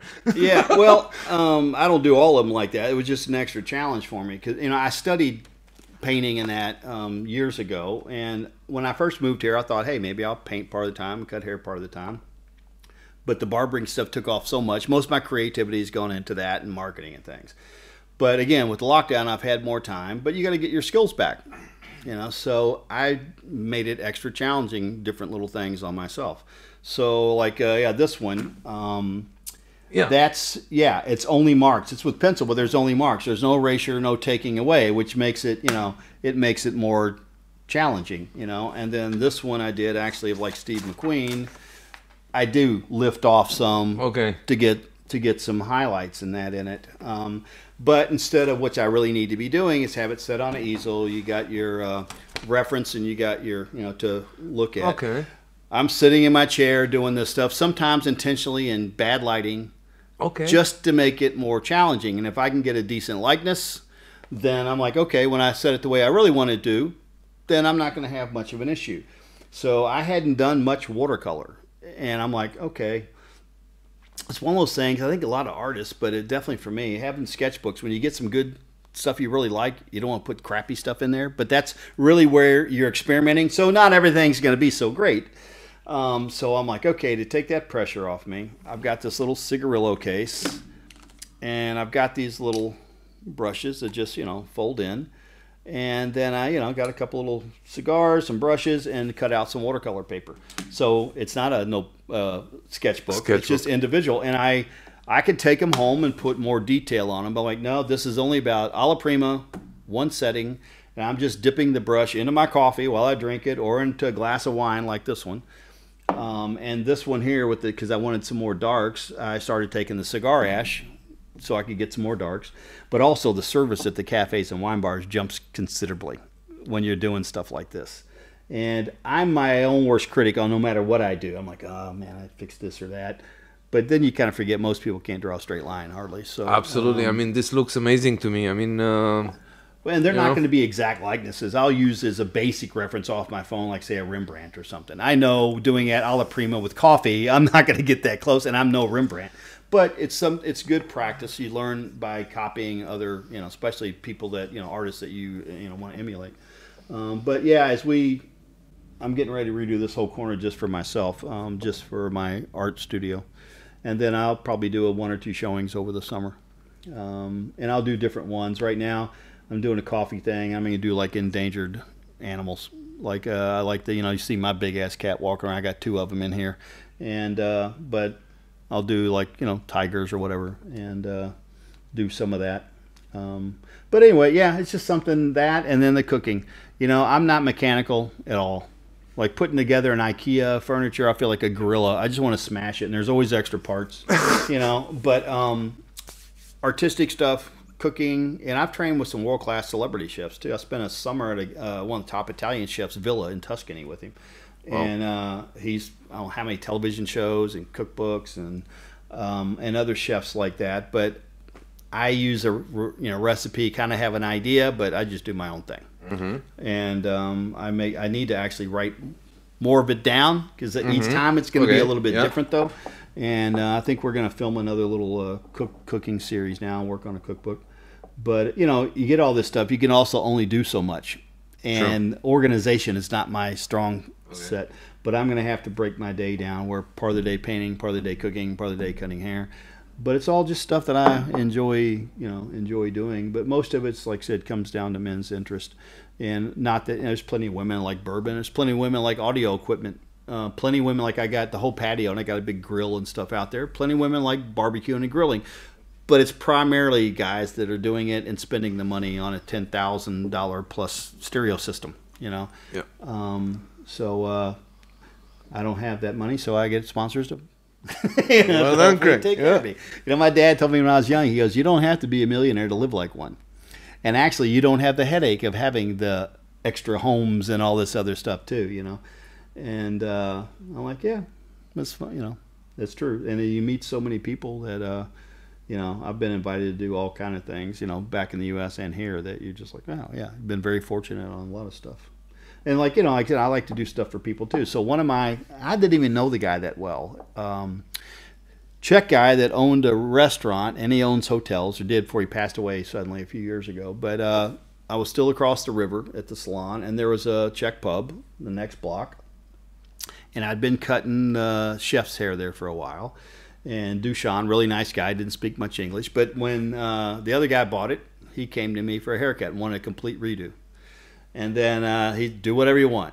So when I saw him a couple of days later, I was like, so what'd the wife think? He goes, she started crying. I'm like, oh, shit, put that on a review. My haircuts are so good, women weep over them. So anyway, he also had a hotel in Garmisch. And he was telling me about Oktoberfest, which I've always wanted to do, like in a big way. And I said, look, can you just help me find a way to get reservations? I hear it's difficult. And he's like, well, I'll give you one of my VIP tables. I'm like, man, I appreciate it, but you don't. He's like, no, you can have one of my VIP tables. So 3 years in a row. So this is one of the groups I took. Okay. So, it took like it's 12 or more. One of them is the Czech wrestling heavyweight champion. Another was a bodyguard for Martini Rossi, other people. And I'm like, damn. And they told him to take care of me. So I'm like, hey, I got my own bodyguards and we do whatever we want, And everything's basically free for this, one of the best tents and stuff. But, it's not any fun unless you can share it with friends and stuff. Yeah. So, we would go over, spend a few days, and we'd stayed in Garmisch and take the train up for the Oktoberfest and then try to get a bunch of people that after Oktoberfest back to Garmisch, anyway, that was a lot of fun. And, the timing worked out right on that. And unfortunately, like I said, I'm more concerned the fact that he passed away than I don't get my VIP table. But now, because of all this stuff, you don't have to have a regular Oktoberfest. And there's no telling how long before you have it regularly again. So just before all this stuff, I got to 3 years in a row go in a big way and stuff, you know. But again, it's blast. I need to get more pictures like that, different events that we've had in here and get the guys together. And it's just a lot of fun, you know. It's a male bonding kind of, you know, thing. And I don't think there's not enough of that. I don't think, you know, like say a sports club or a sports bar. It's mostly superficial conversation still, you know, and which could be fun. But if you want to have some deeper conversations, that's why again I'll have guest speakers occasionally. And once, guy's been here twice, I know well, Mike Patel, he's one of the top blockchain crypto experts in the world. He speaks at Davos and places like that. And he's, you know, I don't know very little enough to get in trouble with it, but I think a lot of guys probably think they know more about it than they do. So you have somebody in here, he did a guest speaker, then you talk, you know, and then it turns into a drunken sing-along. And then Ulf Bengtsson, he's a Swedish guy. They had, unfortunately, because of this, the Hotel Intercontinental sold, so he had to close the gym there. He's the founder of all the world-class gyms. He was the number 3 bodybuilder in the world with Schwarzenegger in them, and he's written multiple books. He actually opened a gym in St. Petersburg and in Moscow during the Soviet Union. Wow. And then Mafia took it from him and stuff. But he was very interesting. So he came and read from one of his books. Super nice guy. So everybody's in here with this, you know, bodybuilding champion, successful entrepreneur. You know, he talked for quite a while. Then you know, ask some questions, hang out, and have some drinks. So that, again, it's really nice being able to do that. Find interesting people. I mean, it doesn't have to be a big name person either. Everybody's got their stories, some more than others, you know. But it makes it fun, you know. How do you these are closed circuit kind of events? Yeah, you can't have too many people in here. But I have, you know, like I said, certain people I know they're gonna like certain things, and again, this is probably gonna go into more of a membership type deal, and but I'll always try to leave spots for other people to kind of bring them in, and again, who knows with all this crazy stuff going back and forth with the lockdowns. But like Vaclav Klaus is a big jazz fan. So like when he was in office, he had like 90-something jazz events, some of them nationally broadcast. And he still has a regular, until this last year, every 3-4 times or more a year, jazz concert, by invitation and stuff. So I've always got a table that he's had for me, which is really cool. And then so a couple regular people go with me. Then I'm always like to invite somebody else. And again, whatever about politics or something, but it's pretty cool when you get to meet, especially if it's an expat or it's Czech, to get to meet and maybe have their photo taken, enjoy a good jazz night, but get to do something like that. So it's always fun to bring. And then again, I know a lot of musicians, so I'll bring, some of the singers that I know to introduce and, stuff like that. But again, right now, all that stuff's up in the air. But I mean, he does that because he loves jazz, and it's obviously not about making money on having a jazz concert like that in for him, But it's he's definitely a fan and knows a lot about it. And I've been able to hear some really good music because of that. But yeah, I'd like to have more of that going on in here. So at the moment, I'll listen to the stereo and that, and I'm probably going to start a podcast myself. And it's enough of these people that I know, just even if they're in the U.S. or something. I figure with this new TV, which was a gift from a very nice guy called Nikolai, gave me this about 4 or 5 weeks ago. And that's a cinema screen type thing, so it's like 21:9 ratio. But I figure I can project even some of the people in the U.S. or other countries on there, and I can sit and ask them. And then other people, if they're in town, they can come in and speak and go, conversations from barbering to cooking to art to whatever. And I don't know, it might have been somebody else I was talking to today, but one of my neighbors I got to be friends with, George, he's Czech and came back here, but he lived in the U.S. for 35 years or something. And he ran, I think he said, the oldest restaurant in San Francisco. So I've got to have him on a podcast. So I was asking him the other day, I was like, George, how the hell did you get out of here during the Soviet, the communist era and stuff? How'd you escape? He goes, well, I was a really well-known race car driver. And he goes, very successful. He goes, I had a nice house and vacation home and cars and stuff. And we had the opportunity to go to a race in Austria. And he goes, we got to cross the border, and got over there, and I said, fuck you. I took off. I'm like, well, okay, that's one way to do it. He said, now, it's just hilarious. He goes, now, I'm not going to tell you I did it for freedom. He goes, I did it for lifestyle and money. He goes, I had a pretty good lifestyle here, but I wanted out. He goes, now, some people are doing it for freedom. He goes, I'm telling you, that's not why I did it, you know. But I just thought it was so funny. He's like, yeah, you know. But that's the thing I really enjoy, meeting, you know, older Czechs, especially some of the guys I know, because I'm never going to fully understand, you know. And like I did a video at some car museum. It's kind of crazy, some of the stuff you find in this country. But I did a video. There's a car museum almost at the Austrian border, within about a mile of the border. They've got one of John DeLorean's DeLoreans in there, like priceless, and all these other classic American. I'm like, how the hell did y'all end up with all these classic American cars? So for the video, I saw an old, like a 56 Bel Air. I'm like, oh, take me for a ride in this. And actually the story behind that was the Americans, like the CIA or whatever, were going to smuggle some microfiche from Germany to Austria, and they had to come through Czech Republic, and the microfiche was hidden up in the liner, but somebody had already given them away. Okay. So it was all seized and stuff. So this is how the cars... Yeah, so they, you know, took me for a ride in this thing, you know. But you come right by the Austrian border where you turn around, and I'm like, look, I know it had to be more, but you can see freedom right there.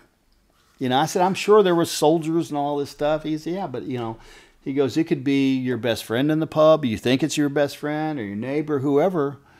And unless you can do it all on your own and shit, and you still got a couple barriers of fence and dogs and stuff to get through. And again, it takes some balls to do something like that, you know. But he goes, yeah, more than likely somebody's going to turn you in, or they're going to get wind of that before it ever happens, you know.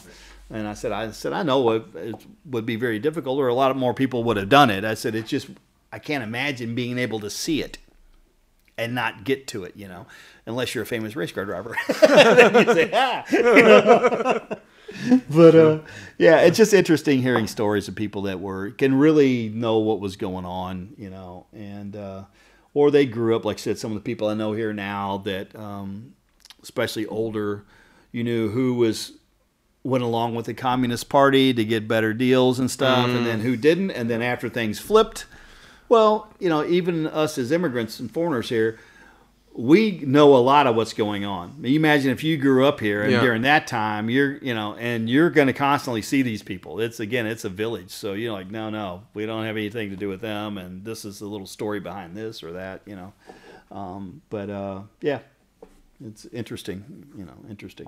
So again, a lot of people, and it could be all walks of life. They come in here, want to hang out, you know, and it's, I find it, like I said, I just feel kind of blessed because of it, because it's so, just interesting to hear other people's stories, and, you know, and then they want to hear mine, and it's just it's one of the better things in life, I think, you know. It's just the social, that's actually what I mess with the lockdown the most. It's not like all the clubbing and shit like that. It's being able to sit at a cafe or a restaurant, have a good meal or a drink, and talk with people and socialize, and, you know, get out and about more like that. But yeah, it'd be interesting to see how this rolls. If nothing else, at least I've got my own little bar, you know. So we'll see what happens. But we can always speak easy. Speak easy, yeah. True. Wow, yeah. Luckily, the guys across the street are pretty cool. You know, but you got the police department, you know, right there. So yeah, I'm kind of limited to what I can do. But yeah, you know, it's. There's always silver linings to all this stuff going on, and, you know, best thing you can do, like, you just have to adapt and find ways to, like I said, make something positive out of it. Otherwise, it's just gonna bring you down. True, positivity. Stan, do you have anything? Any question? Any comment? Anything at all? So I would like to grow a beard. Yeah. Do you have tips for? If you're growing a beard, especially if you've never done it before, everybody's going to go through frustrating stages. Same thing if you're growing your hair out. I mean, like, look how freaking long my hair's gone now. I had it like a Viking cut. This was all buzz. It took a year and a half for all this underneath. and I'm still going to let it go. I'm reliving my 70s youth. But with this long, I can still pull it back and make it look kind of old school. But yeah, you go through stages bugging the hell out of me. Same thing with the beard. The guys, oh, it's itchy. I'm like, well, you get past that stage. And the best thing I always tell guys, just leave it alone for a little while and come and see me, and then we'll see what we do. You might be able to have a full beard. Maybe you can't. Maybe you'll have a different type of beard. There's only Mother Nature. You can only do so much, but you might be surprised if you just let it go. And even with some thin spots, sometimes they will continue to grow, or we may have to go back later like, yeah, it ain't going to happen on that. We got to modify this. Now, one thing I tell guys, because they a lot of times want to trim under here. I don't. No. Right? No. No. Because most guys, the beards aren't that thick. I mean, mine's not near as thick as it might look sometimes. But I don't cut any of that. I need that hair. Now, some guys, their beards make mine look like I don't have anything, and then mine's thicker than other guys. There's a guy, I'll show you a picture later. He's met him in Dusseldorf at the barber convention. He's a professional beard model, but he models constantly. His is down to here, and it's thick, down to there, Yeah, mine's never gonna, I cut this much off mine a few weeks ago because it gets really scraggly. Sometimes I don't care because I'm putting beads and stuff in mine if I feel like more of a Viking mood. But now that it's getting longer, or it sounds funny that I model sometimes, but if I'm doing something, if it's going to be fashionable or something, I'm going to neaten everything up, if I want, especially if some of the crap I get a little ticked, I'm like, I'm my Viking, my inner Viking and stuff. So, I've got my beads and all that kind of stuff. I'm not so worried about it. But the thing is, don't cut any of this. Let it go, because you can always cut it off. But you got to get through those stages to see what it'll do, And also depending on your age. Some of the younger guys, like mine was always a little thin here. And as I've gotten older, all that kind of filled in. It may or may not on some people. But beards grow in sections. So a lot of guys can have thin spots between the sideburn and the beard. A lot of them can here. Everybody's going to have growth patterns. Yeah. Hardly anybody has a perfect beard. One side, just like your hair can lean in, lay more to the other. And then it depends, if you want a long one or not. And it's fitting it to your head shape, to your hairstyle. I've got a big round head. So if I didn't have a beard and if I lost my hair, it'd look like a freaking pumpkin on my shoulders or something. So before I had the beard, I'd had beards in my life, never like this long until about 6 years ago. But I always had a goatee because I got a big round head, and I always had to have some height up here because the optimum shape you're really going is kind of like an oval. Mm-hmm. And as the beard's gotten long, I don't need much height up here. Actually, sometimes if it's too much, I look like some big African mask or something. From here to here, Yeah. So you got to modify things. But the main thing is just let it grow. Stop back by. We'll take a look at it and see. And then a lot of guys too, when they get the beards, they get frustrated because they haven't kept it up and the haircut up. I always tell them, like, before you cut it off, get a fresh cut and a beard trim, and it's going to make it. But if you just keep going, like, if I really don't do anything to my hair and I don't do it, you start looking homeless. And I'm probably the last guy in the crowd they're going to pick to be the barber. But if I style it up and I do stuff, then, it looks like you give a damn. And for me, without looking like you give too much of a damn, every teach their own, but some of the stuff is so primpy and stuff. Yeah. Not my thing at all. I can do it, although I would just assume somebody else do it. That's a different, cultural or ethnic or just style that somebody likes. I like more natural, well groomed but natural. And even if you're wearing product in your hair, it doesn't look like you're wearing product in your hair and stuff like that, with the beards, let it grow, and then just see because again, once you got to those certain stages, then you can always remove. Does mine pass? Because for the last year, I'm doing it in the mirror, and I think this part is kind of that part's the tricky part, and this kind of thing there. I think the thing there is to kind of just keep it. The part you're gonna have a hard time yourself is getting this line. Yeah. And you could maybe get a three-way mirror and do it. If you got a girlfriend, you can always kind of teach her a little bit. All right. But the main thing is, touching some certain areas up, and other areas you just need to wait and have a barber do. Because once it's gone, again, especially with the long beard, you've taken a chunk out of it. But no, you got to get thick beard. Most guys, You know, some guys can wear it fuller out here, Yeah. but most, I think it's better when it's Right. trimmed in. And it can be pointier, it can be square, it can be rounded, you know. Again, depending on your face shape and the type of beard and how long you want it, you know. Mine, like I said, when I want to style it more, I block it, which makes it look even thicker because this is a nice solid line. And also, since mine's white, it looks much better on a black t-shirt. Yeah. Okay. You know, now if I've got a white shirt on, it looks thin, and it doesn't look. You know, so there's certain things that you kind of play with as well.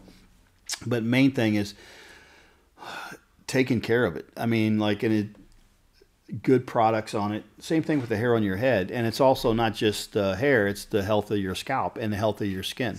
You know, like guys, I'm like, you need to be brushing that beard, not just for the hair, but it stimulates the natural oil in your skin, Okay. which hydrates the skin and feeds the hair. Okay. You know, just like if you got a cat or dog, if you brush them, how much softer does their coat feel Okay. after? Because you've stimulated all that oil in the So skin. the brush is really important. I only use a comb.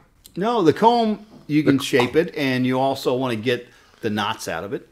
You know, Okay. you start getting these little knots and stuff. Like I actually have a pick too. I'll pull some of those okay. knots out, you know, and then I use comb and brush. You know, I use brush a lot, and also when I'm styling. Some days I'll style it more than Yeah, and others, because you you know. don't have half an hour in the Yeah. morning. Sometimes Yeah. it takes half an hour. Yeah. yeah, and you don't want to, you know, you don't need to shampoo it every day because the hair is drier. Okay. You know, and here in Prague, the water's hard, so it means it has a high pH, like 9.5.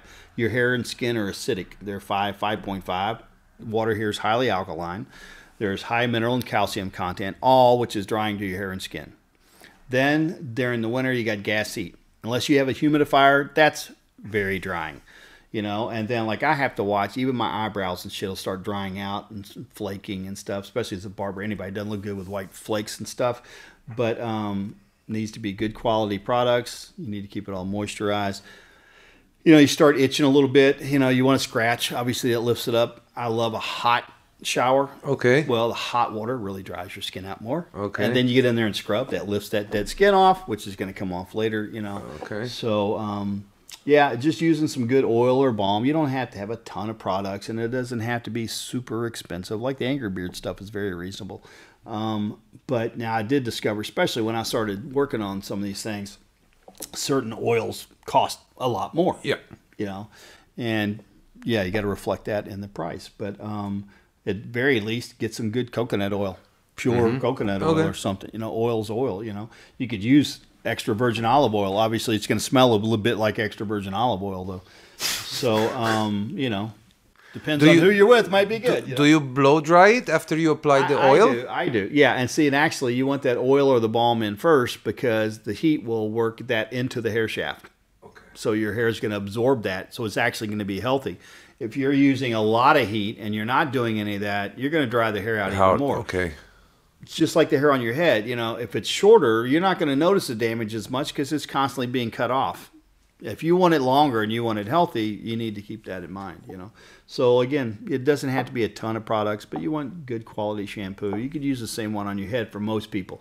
If people have longer hair and it's like a thin or oily, their beard's still probably going to be drier and coarse. So you might want a different shampoo and a different beard. But you could just use a beard shampoo or a shampoo for dry hair for your beard and your hair. But the products, again, I tell people, hey, you don't have to buy mine. You could buy somebody else's, but you want a professional product because the ingredients are higher quality. And it's concentrated, so you have to use that much. The stuff in the drugstore is not the same quality, and you have to use quite a bit of it. And when you start looking at the bottom line on the price, a lot of times it's not that much difference. But you'll notice the difference when you're using it and stuff. Just like, again, the oil that I developed with Angry Beards. I get comments on that constant. Guys like, wow, it's actually thicker. It does what I need. It helps. I'm so excited to try it. Yeah, To be and honest. it comes Yeah. with a beard bead. So you get a beard bead. Really? special As on well? that. Yeah. Wow. Yeah, and you get to get reminded of me every time you open that thing because you got my pretty face inside Wow. the box. Or you just leave the box in the apartment, and you won't have to worry about any mice or anything. My picture will scare them away. And this works like just put it inside? Yeah, like what you'll do is you'll take your hair and then you'll kind of bend it over and slide it up. And since that's a bigger and a heavier one, you need a good bit of hair to do it, you know. And then, but you got enough beard. Like one of those pictures, I've got maybe even that one. I got 3 of them in it for one of the photo shoots. Yeah, just twist it, fold over the bottom of it, and slide it up. And you know, once you've done it a few times, you'll get it down. It's like contact lenses, huh? Yeah, you know. But you could also use, like, obviously not everybody's getting that has a beard long enough for beads and stuff. And again, that's a heavier bead. But I tell the guys, you always have like a bracelet thing or something, you know. It's like the Cracker Jack box. I told them when they did it, I'm like, look, I want to put something in there, you know. And like I said, so like a beard bead. It's like a little extra, little bonus you get. Yeah, that's very nice. It's always about the little extra, right? Yeah. Why not? And then this one actually has vitamin beads in it. So when you, and it's not a dropper bottle, so you just be careful when you pour, but you want to shake it first, and then you get some little grains in there, which are actually vitamins. So you work that in, then you work it into your beard. Something like this, but not quite. Yeah, and then you just, but like I said, you have a bit of hair, and then occasionally you'll slide it up. Like I have like a nice, like a sterling silver wolf's head and stuff, but half the time, especially if we're going to go out and have a few drinks, these are actually from a craft store, like beads. And I just find ones that I think look cool. And I'm like, okay, if I lose it, it's no big deal. Yeah. Only Christmas, I'm wearing, you know, all kind of Christmas stuff in there too. Braiding freaking mistletoe and stuff in there. Whatever, you know? Yeah. A tree, like tree lights would be funky. Yeah. With a battery and so on. Yeah. Do you want to, I don't know, is there anything you want to add? Because I'm still single, and no. Yeah, but Czech girls, I mean, my experience, to be honest, is Czech girls do like bearded men. Yeah, well, like the beards, women either like them or they don't. True. Which is fine. But, and most of the ones that like them tend to be younger, which is great for me. Exactly. You know, for me as well. I mean, I'm almost there. But again, I'm going to do it, you know. I like it. So that for me, that's all that matters, you know. And it was funny, like my mother, because again, I'm the baby. So for at least the first 2 years, every time I talked to her, I still don't like the beard, you know. Oh, and I'm like, Mom, I said, I think what you really don't like is the fact that your baby has a white one and looks like Santa Claus. You know? You're old enough to have your baby boy have a, you know, big white beard, you know. And then, again, I've only been back to visit the U.S. twice. So the first trip, I come back with this beard. And she's introduced me to people. This, you know, he's got this beard. He's in Europe and they do that, and it's for his business. You know, that's his brand. You know, I'm like, okay, you're apologizing for my beard. There we go. You know, but then she started to see after a while too. It's like, yeah, it's for business, and I mean, I do it now just because I like it. It's me, but and I look at other pictures without it. You know, and if people saw pictures over the years, but even in the last 10 years, you wouldn't recognize me from when I first moved here. Yeah, they can take on a life of their own. You know, like when I was growing it out, because I was doing a few videos and stuff like that, and some magazines, and then a couple of my clients that are actors, like, you need to check with some casting agents. I'm like, man, I don't have time to do what I am doing, you know, and I'm not an actor. I said, I'm comfortable in front of a camera, you know, but I just do my own thing. I'm ad-libbing. And then casting agents started calling me before I'd even gone to them. And it's because of the beard and stuff. And obviously that's a, narrow field that you're going to fit for certain things, you know. But yeah, they're like, hey, okay, that's cool, you know. People don't have, I think, in general, they are beard curious, man, usually. I think they don't have the patience to go. I mean, this should be like 2-3 years. Yeah. You won't get it overnight. Yeah, well, at least a year and a half for most guys, you know, for a long beard anyway. And, but it's funny, my buddy. And then it's exactly this, yeah? Like it's mom or grandma. I cut it shorter a little bit, just a little bit shorter. I mean, you can have it, but look at the Italians. They have that, you know, the second day beard. No, that's not a beard, man. Yeah. So, yeah, it was funny, though. I get stopped all the time, you know, and even Czechs that may not speak English, ZZ Top. I'm like, I'll take it. Those are cool guys, you know. And then, like, on Nabilile, my street, up here towards Ondel. You know, I'm walking down the street, and this big, tough-looking dude in the car stops and saying something to me through the window. I'm like, what? I'm like, English? Nice beard, dude. I'm like, he'd stop traffic, you know. And then sitting at a cafe out on one of the other busy roads. Buddies and I are sitting out having a drink. hey, like the beard. You know, it's funny. And it's kind of like if other guys have beards, it's like if you've ever had motorcycles or something, you kind of give each other the nod. Yeah. You know, Yeah, this happens in Prague, right? You know? You get the nod. You I kind get of the nod. recognize each other. Okay. And I was with a friend. We were at the movies. Hey, see, looking good. We were at the movies and waiting in line. And there was a dude with a really nice, big black beard. And then he's there with his wife or girlfriend. And I was with my date. And finally I turned around. I was like, hey, I gave him a business card and stuff. And his wife was like, we were just discussing your beard. Yeah. Bearded brothers. Bearded brothers, yeah. But no, it's just like I said, it's something else to like a little niche thing. Some guys, I can't really grow. I'm like, dude, it's not like it's a special skill or something. I'm fat, so you're in good shape. It's obviously I could actually do something about that, I guess. But hair, no hair. It's not like it is what it is. Yeah. Anyway, like I said, I had no idea because for years I just had a short goatee. And then I got sick several years ago and wasn't feeling good for a couple of weeks. And I let that fill out. I'm like, and I'd been working out, so I'd lost a lot of weight as well. And I'm like, kind of digging that. It's filled out. Then I'm like, maybe I'll go a little bit wide one, I'm like, kind of digging that, And the last time I tried growing a full beard, it looked like a calico cat. There were so many different colors in it. Yeah. But I'm like, I just wonder and I let it go. I'm like, oh shit. It's kind of a different kind of color with the dark mustache and that. And it just took on a life of its own. Then it just kept getting longer and longer. And I'm like, I'm digging that. And then I started getting so many comments and stuff on it. And I'm like, yeah, okay, we'll run with this now, So anyway, they kind of take on a life of their own, But, and they're, again, it's like all fashions though. Some of them come and go. And some of them, like my nephew, I never had kids, but if I did, we're very similar in a lot of ways. And he had his beard and I was talking to me today, what the hell happened to your beard? He had cut it off or cut it down super short with the big mustache. But then my brother told me he started growing it back immediately.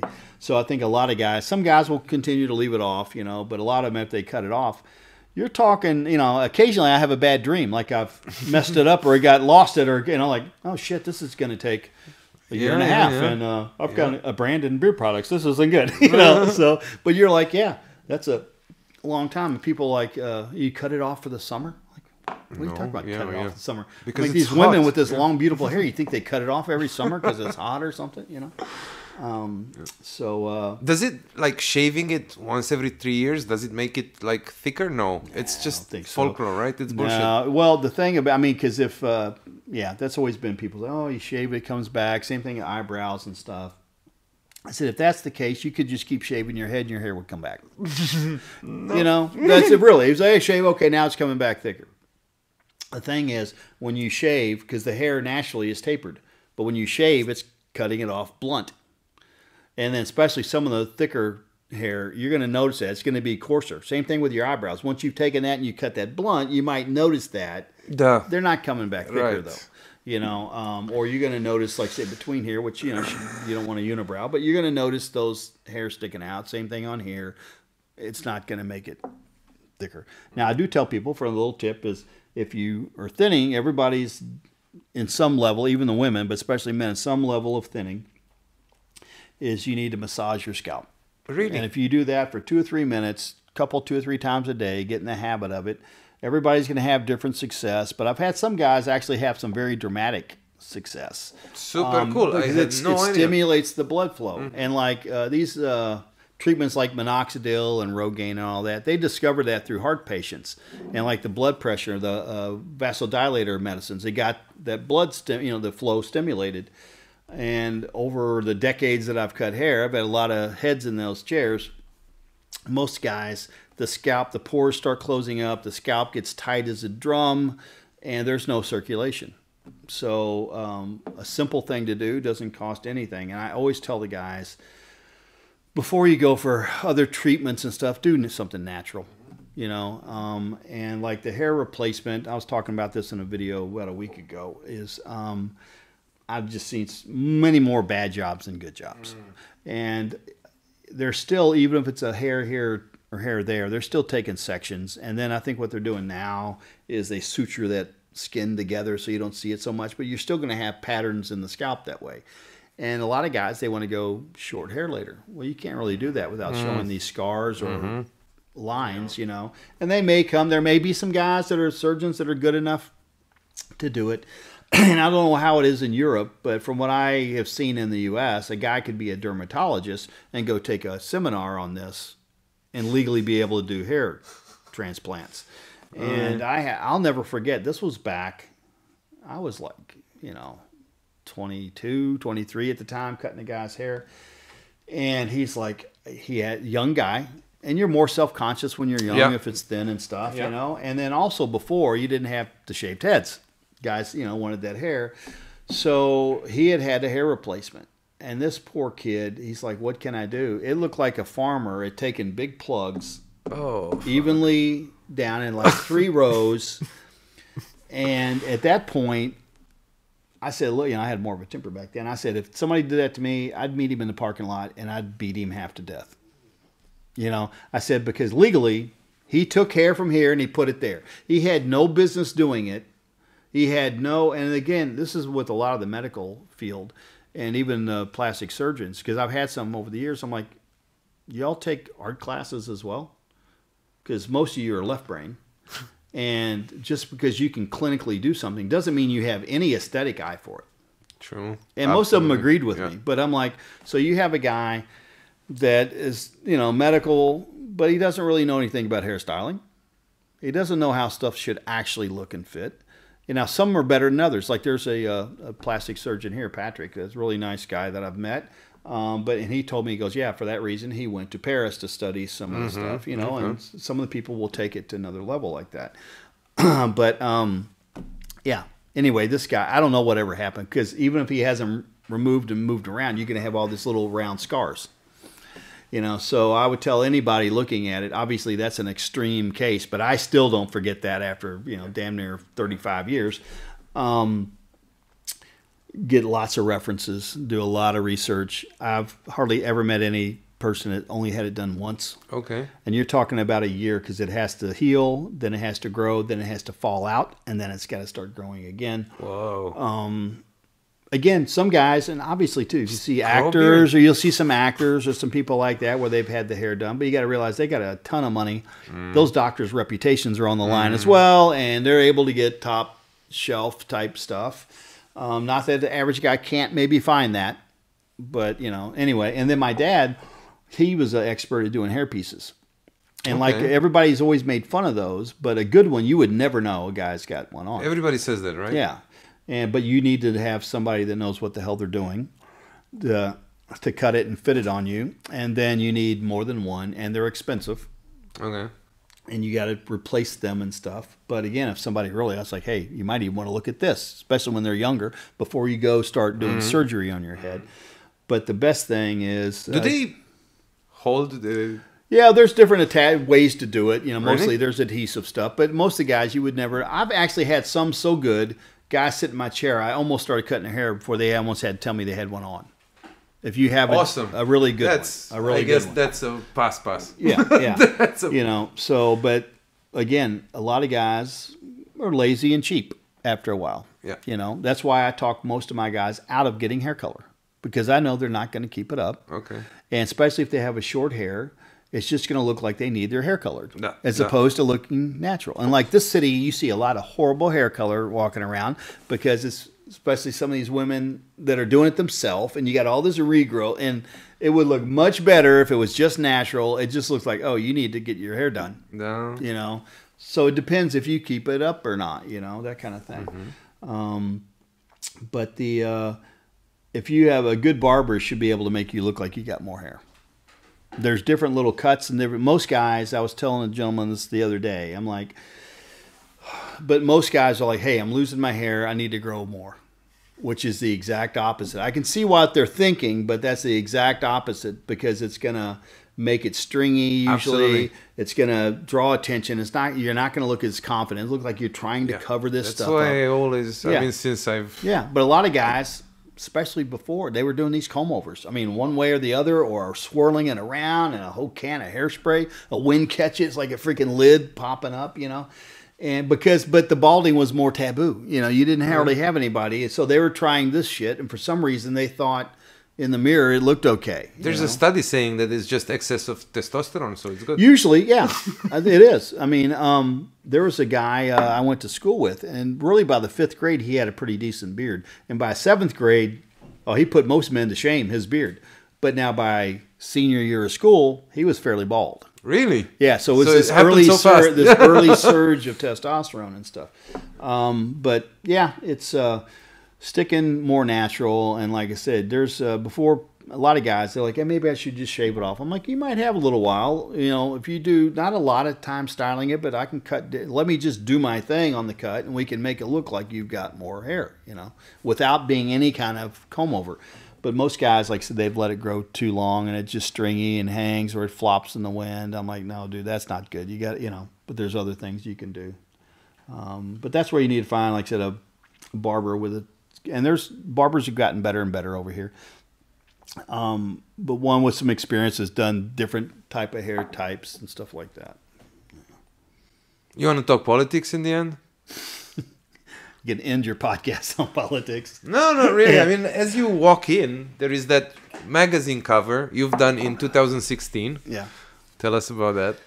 Okay, so yeah. So I've been very fortunate. Been in a lot of magazines and TV and stuff. We will and take a picture. Yeah. So that cover, the same photographer and art director, they had done a 4-page layout in that magazine with me the previous year because I do Santa Claus. So it was like Santa Claus Barber. And we just had a blast. I popped out the wet bar. We started having drinks and had a great photo shoot and a great time.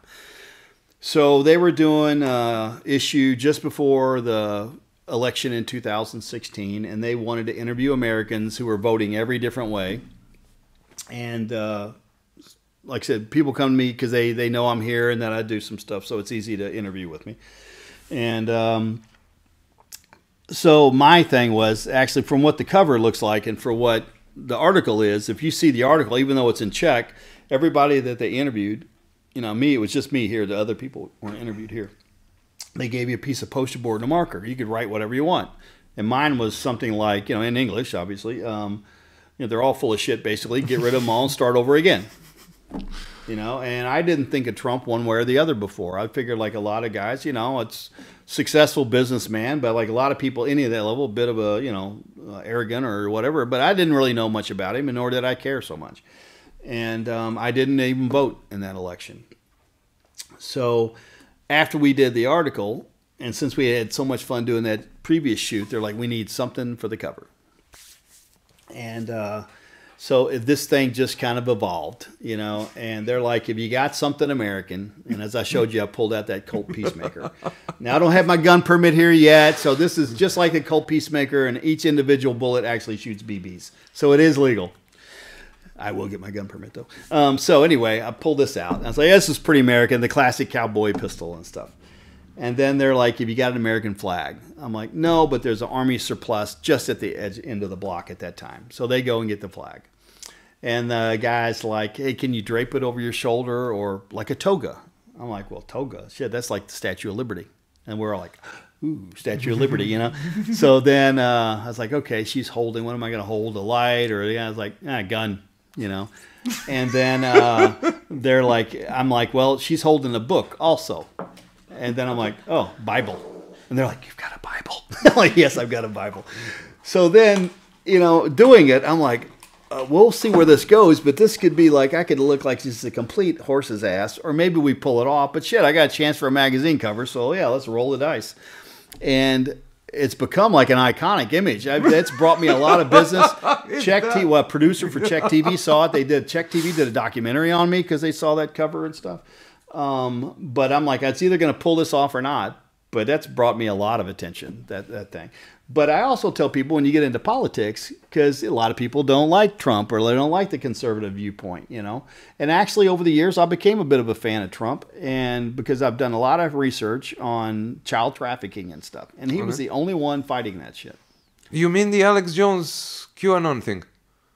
No, this wasn't even QAnon. I mean, because I started following this back when Bill Clinton was in office. Really? Because the Surgeon General of the U.S., said she didn't think it was that big a deal. It was still just love between two people. And I was like, did I just freaking hear that right? And then you started hearing this a lot of places in governments and stuff and different things. There's much more extensive. I'm not going to get into all that here, but it's much more extensive than people realize. And it ain't freaking conspiracy. Parts of it may be, and there's lots of mistruths, but no, lots of organized shit. So anyway, that's why I'm like, hey, if somebody's fighting that crap, awesome, you know. So again, people like him, not, I don't really care. I don't even follow that stuff much anymore. Yeah. So anyway, some of them would give me, you know, not too much. People, oh, he's Trump, you know. I'm like, well, obviously you didn't look at the article. I said, so like most people, you're forming an opinion on a soundbite, you know, or a headline that you don't know anything about. I said, I didn't tell them to put that cover on there. I mean, the thing about the American and Trumpa, you know, thing. Yeah.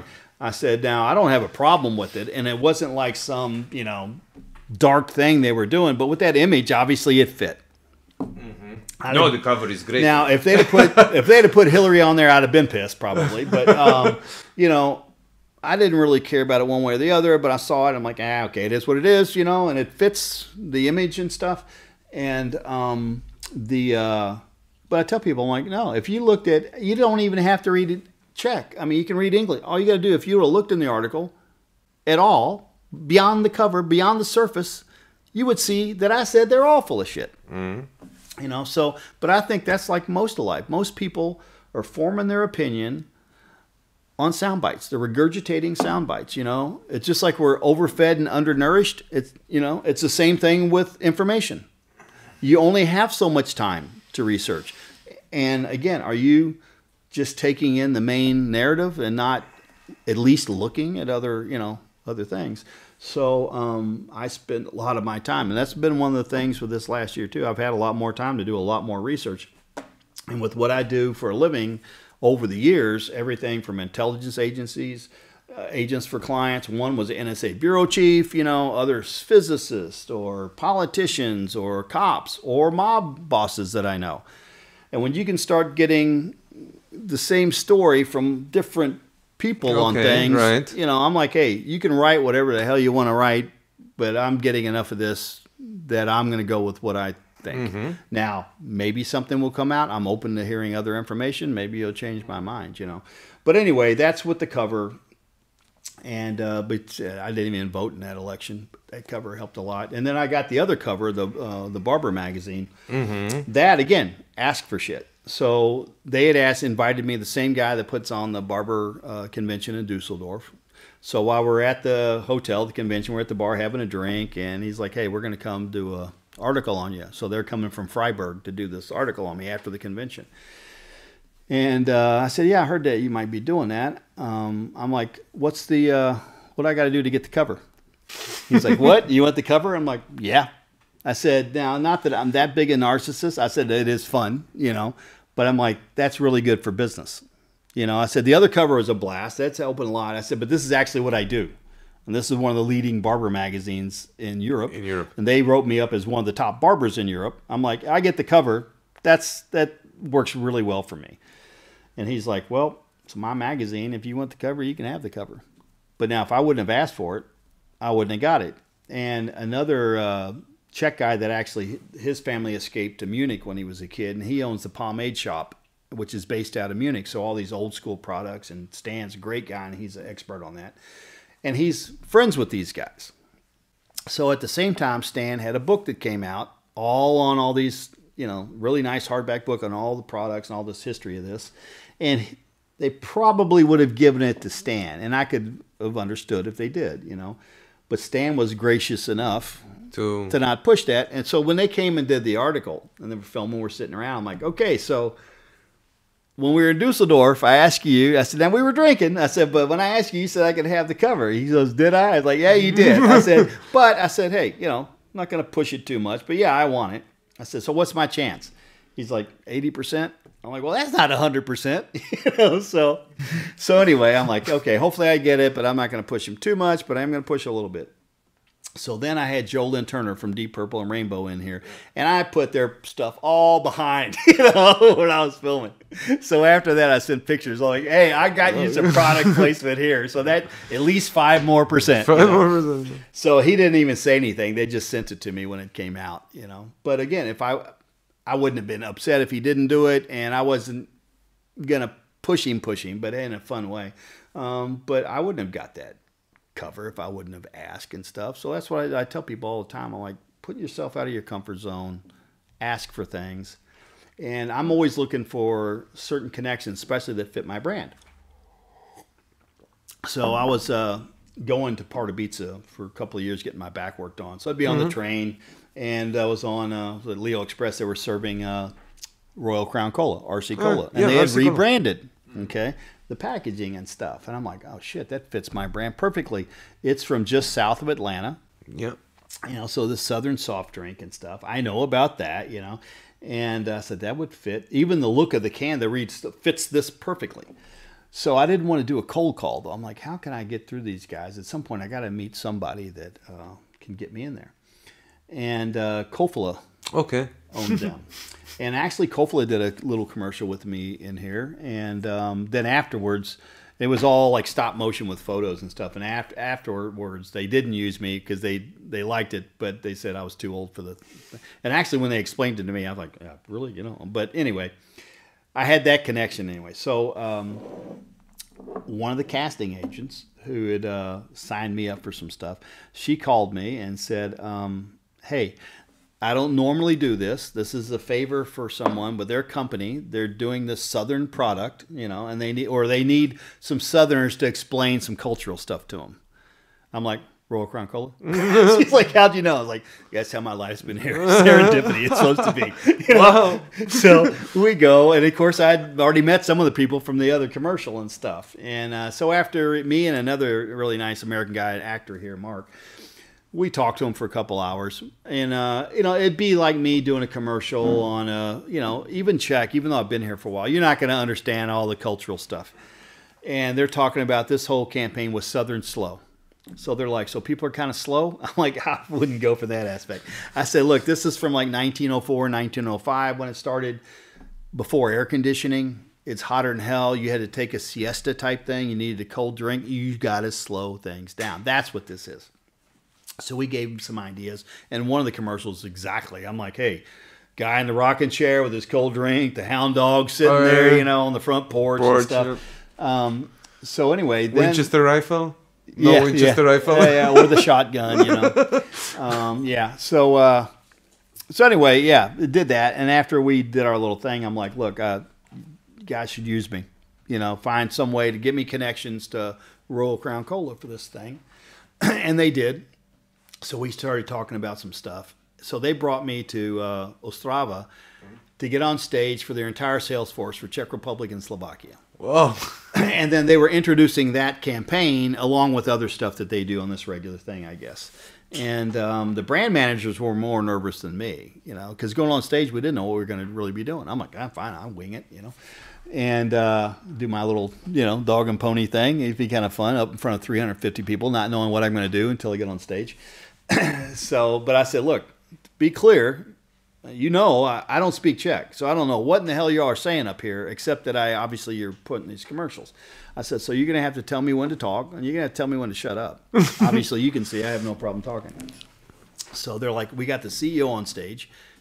Want you to cut his hair, and you can talk about some Southern stuff.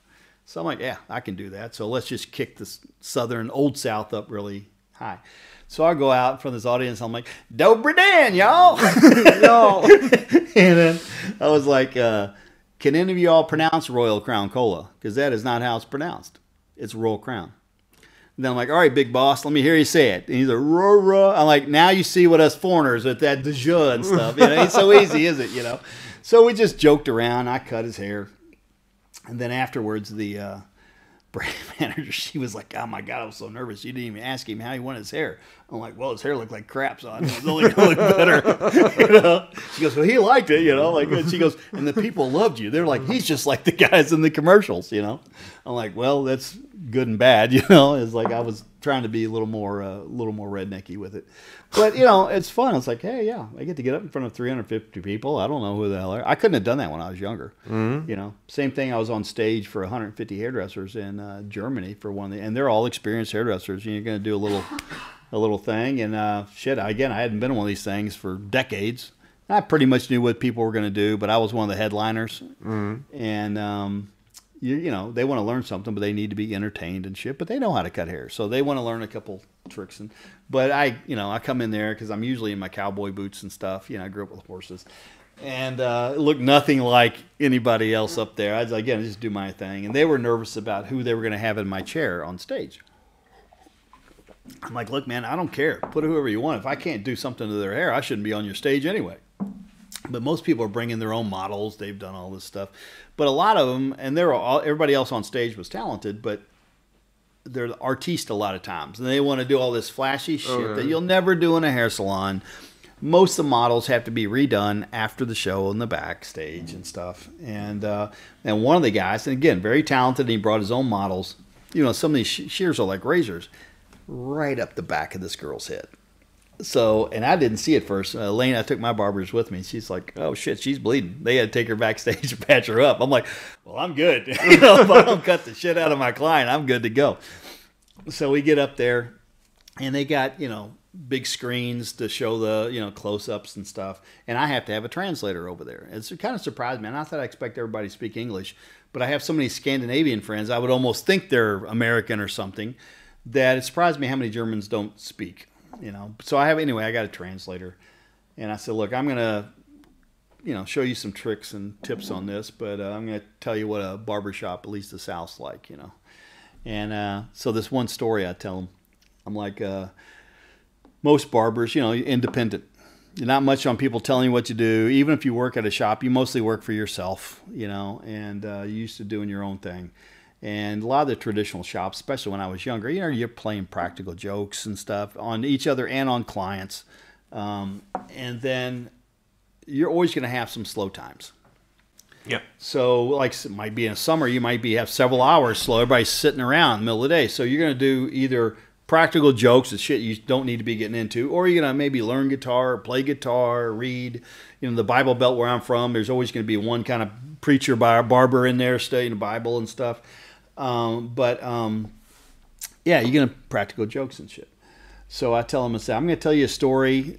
We didn't do it. I heard about this when I moved to Atlanta, and I didn't fully believe it for decades. But then it come to find out it was true, and it was reprinted. And I even went online and found out about it. But this happened in the late 50s, and it was two old barbers, and it must have been a slow summer.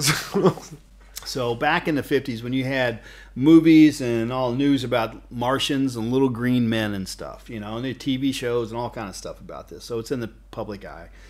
And somehow these two old barbers come across the cadaver of a monkey. Now, about this time, the interpreter's looking at me. And I'm like, just go with it. So try to interpret all what I'm about to tell you. You know? So I'm like, they come across the body of a monkey. And they decide to turn it into a little green man. So they remove every hair off the body of this monkey. And actually their butcher friend, I found out later, their friend was a butcher. He joined in with them on this. So they shaved this thing, every bit of hair off of it. And an animal without its hair does not look like that animal anymore. So then the butcher, and they snip the tail off and suture it up. And then they file its teeth down. So it looks more human, kind of humanoid, than it does monkey at this point. So then they dye it green. So to take this hoax further, they go out to a back road at night. They lay it in the road, and they run over it with the car as they slam the brakes on, so it looks like it's walked in front of them. Then they take torches to the side grassy area of the road, and they scorch areas like a spaceship has taken off and landed. And they go to the payphone and call the police and say, hey, you know, these little green men ran across the road, and we've hit one. And so the police come out, and it looks like what they've said. Of course, you didn't have the forensics and stuff. And again, this is in the public mind. You could probably do that shit today, as a matter of fact. So they're looking, they're like, and I didn't hear this part of the story until recently because I thought they did it anonymously before they got called. But they actually called the police. And they said, yeah, the other one's got in the spaceship and flew away. So they're bringing in investigators and men in black. And of course, they're looking. It's like, shit, it looks like a freaking Martian or something, you know. And then they started bringing experts from around the country, you know, who many of them were highly embarrassed later. Like, I don't think this is of this world, you know. So finally, this hoax keeps going. And it comes like somebody finally like, shit, no, this is a monkey. That they've taken a lot of time and effort to convert to this, you know, make it look like a little green man. So then I tell the audience, I'm like, so keep yourself occupied, you know, 'cause, this is the kind of stuff if we have too much time on our hands with creative people. You know? So after the show, it was like an after party, and some of the women that could speak English, they're like, you know, that was the most unique. You know, we go to these shows in Italy and Germany. We do stage stuff too. That's very unique. We have never done experienced that. You were our favorite, you know. And we actually learned some stuff, you know. Once he goes, it was a little disturbing about the monkey. I'm like, well, at least his life didn't go in vain. He made national news, you know. He got to pull one over on the man, you know. So, True. yeah, growing up in Kentucky and stuff, like, I don't know what's like. Actually, some people here, you can own lions and stuff. And you have the one pub, Krakora Pub. They got a mountain lion in there. But, you know, you can own that shit back home. You know, there's some regulations depending on which state. You know, whether you should own or not, so, you know, different thing. But I actually have two more monkey stories. So one of my dad's clients, he was actually he made national news the first time, this guy, because the first EPA toxic waste dump was his. Okay. You know, so he kind of did his own types of business, and he had this little country home. It just looked like an old country shack until you went below. Okay. Then it was a different thing. So sometimes we can have more money than sense. And he decides, he's got two twin boys that are the same age as one of my older brothers.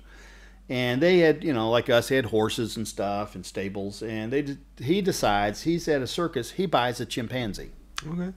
Now you figure back in the early 70s or whenever, early mid 70s, how mistreated these poor animals probably were in a roadside circus. And how powerful a freaking chimpanzee is.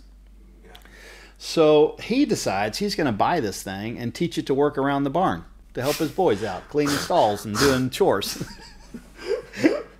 So didn't work out. The thing's trying to kill his boys, chasing him. He has to shoot and kill it, the poor thing. Unfortunately, it's horrible, but that's probably the best thing to happen to the poor animal. He's probably no telling what kind of abuse this thing's taking. So he ends up having it stuffed. But he has it stuffed where it's still flexible. So as a child, it was quite fascinating the two times I went with my dad over to this guy's house. Of course, he knows somebody's coming. So one time he's got, this thing is in a full three-piece suit, briefcase, sitting in the chair with a lit cigar in his hand. You know, he comes as a little boy. Wow! You know, there's a gorilla in a suit with a cigar, you know. And then another time he's in boxing shorts, you know, with the gloves on, sitting like he's in the corner of the ring getting ready to go. So, yeah, that's kind of like where I grew up. You know? And you would think they would have learned, and I have to ask my brother how this thing actually ended. But his boys, who the thing tried to kill, they later, from a roadside food stand, bought a baboon. So everybody's got their, like, dogs and their pit bulls. I'm like, oh, your pit bull's not going to be able to handle my baboon, you know, but can you handle your baboon? So, yeah, that's kind of stuff. You meet people from the barber shop and stuff, and that's how it goes. And actually, one of my clients in Atlanta, I got to be good buddies with. He took me up 45 minutes outside Atlanta. His daughter and son-in-law, 600-pound bear. Now, they raised it from a cub, and this thing has better life than most zoo bears. They, you know, this orphan they raise, and they can never take a vacation. He has to be with this thing every day. Different big cats, coyotes, all kind of stuff, you know. But I'm a freaking big animal lover. Luckily, I got two older brothers to talk sense into me because I almost bought a mountain lion years ago. Really? Yeah. Yeah, well, all that stuff sounds cool. Not here, though, right? No, not here, although it would be kind of cool. But the novelty of that's going to wear off really quick. Yeah. You know, it's not like you can, hey, can you come feed my cat while I'm out of town, you know. Or you are going to be the food for the cat. Yet there is this fascination with it. I think I've heard it on Rogan. I think there are more lions in captivity in the state of Texas than everywhere in the world. Might be. Or something like that. Might be, you know. And, you know, it's one thing, I want to support, you know, rehab and, you know, preserves and stuff like that. I don't want to support the ones that are still breeding them. Yeah. You know, if you're a rescued one, you're taking care of it, but you don't need to keep breeding them. True. You know, unless it's like But a really... the pup is like thousands of euros. Yeah. Something like that. Oh, actually, no, actually, I mean, I looked before. I could have... Tens of thousands. Maybe. No, I could have I could have bought, when I did look, probably in the 90s or something, I probably could have bought a mountain lion for $500-600. Yeah. You know, So and a tiger, cheap, a couple of grand for a tiger or something. Really? Yeah. Mm-hmm. I mean, again, that's the last thing you need to go. Like, there's one of my brother's clients, he was with, doing some stuff with NASCAR, and then, Tony, anyway, one of the main drivers is friends, you know, one of the most successful drivers. And you got to figure too, if you got a shit ton of money and something sounds kind of cool, you might just go ahead and do it. Maybe not have thought it out fully, especially if you're traveling a lot. Yeah. But the guy bought a pair of tiger cubs, and they'd start one distracting while the other try to stalk him. You know, so then he went ahead. At least he had the money to take them to a preserve, and he paid for them to have, you know, to be really taken care of. Most people, you know. Yeah. I've got, you haven't seen the other one. He's probably sleeping. He's 16 now. One of my cats is part bobcat. And that's where, like, it's called a pixie bob, where domestic cats or like barn cats have been bred by bobcats. I rescued all my animals. So he was about 6 months old. I got, you know, it was funny, but it was just meant to be, because I was trying to make the decision, because for me, taking an animal is like adopting a kid. I got him for life. And I'd had English bulldogs before, and they had died of old age. And then after I got divorced and moved into a small apartment, I'm like, I don't want to, you know, just get something like this. So, but I'm like, I want, you know, the animal that its traits fit my personality and lifestyle. And these cats, and the other one's a Maine Coon. So they have personalities like dogs, you know, and they're big, more kind of masculine type cats. So anyway, I got him. My ex-mother-in-law called me. She goes, "Hey, I know you're looking for a cat, and this thing's been hanging out around my house for a couple of weeks." And I put an ad in a little local paper and put sign. Nobody's claimed it. And I'm like, you know, I'm really wanting a specific thing. But then curiosity got the better of me. After a couple of days, I went, and I'm like, shit, this is the exact thing I'm looking for. He was maybe 6 months old. He just hopped up in the car and was like, let's go. And we've been best buddies ever since. But when I first got him, if I didn't make eye contact going through the flat, he'd attack. Really? Now, not trying to hurt me, but he liked to play rough. And then I had him, he was really smart. He is smart. I had him walking on a leash and using the toilet. But if I take him out on the leash, he starts stalking people. And I'm like, and when he gets in it with the other cat, they're buddies, but shit, fur can fly. So the one is like 11 kilos or maybe bigger. And then the other one, he's smaller now as he's gotten older. But I'm like, okay, they're just having a good time. And occasionally they'll bite, like the pixie bobs. They're not trying to hurt you, but they, you know, they can bite a bit. Well, you got a mountain lion do that, or a tiger do that. Yeah. It might not end so well, you know. So, yeah, our conversations are just going all over the place, aren't they? You know. So, yeah. So anyway, that's my boys. Like I said, a lot of the guys like it. Not everybody's into cats and stuff, but you know, my guys they're here at the shop. You know, I put them on social media sometimes too. But I've had all kind of. I even had a pet alligator when I was a teenager. How did that go? I mean, well, it went okay until he escaped. You know, then he got out into our pond, and then you'd see him occasionally, like a duck go under the water really quick or something. And then there was a small river back behind that. I think he escaped that eventually. There's the other. Well, he just went around the corner. Yeah, he escaped again after that, so I don't know. But again, I was like 15. So there's a crocodile in Georgia. No, in Kentucky. In Kentucky? Yeah. So at 15, you got this idea, like, I'm going to train this thing to walk on a leash and shit. You know, your dog ain't got shit on my alligator. You know? You know, I do have alligator boots right there, you know. But, yeah, so anyway, it's, I like my animals and stuff, but I'll just stick with my boys, and if something down the road when they get older, something happens, I'll go to the shelter and get a couple of old dogs that have been in the shelter that are unadoptable that want to sleep around the barbershop, you know. Yeah. So we probably have 3 hours or so now. I think so. We can probably, this is like a 5-part series. Yeah.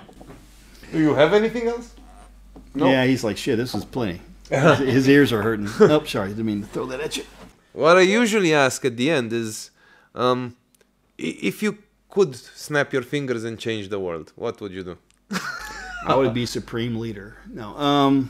Yeah, well, I'd like to see whether not that I see everything that's happening, but I'd like people to really wake up and see and not believe all the crap that we keep, Or actually, I would like to everybody just turn off their freaking televisions and just talk to people. And because it's mostly fear-mongering. Yeah.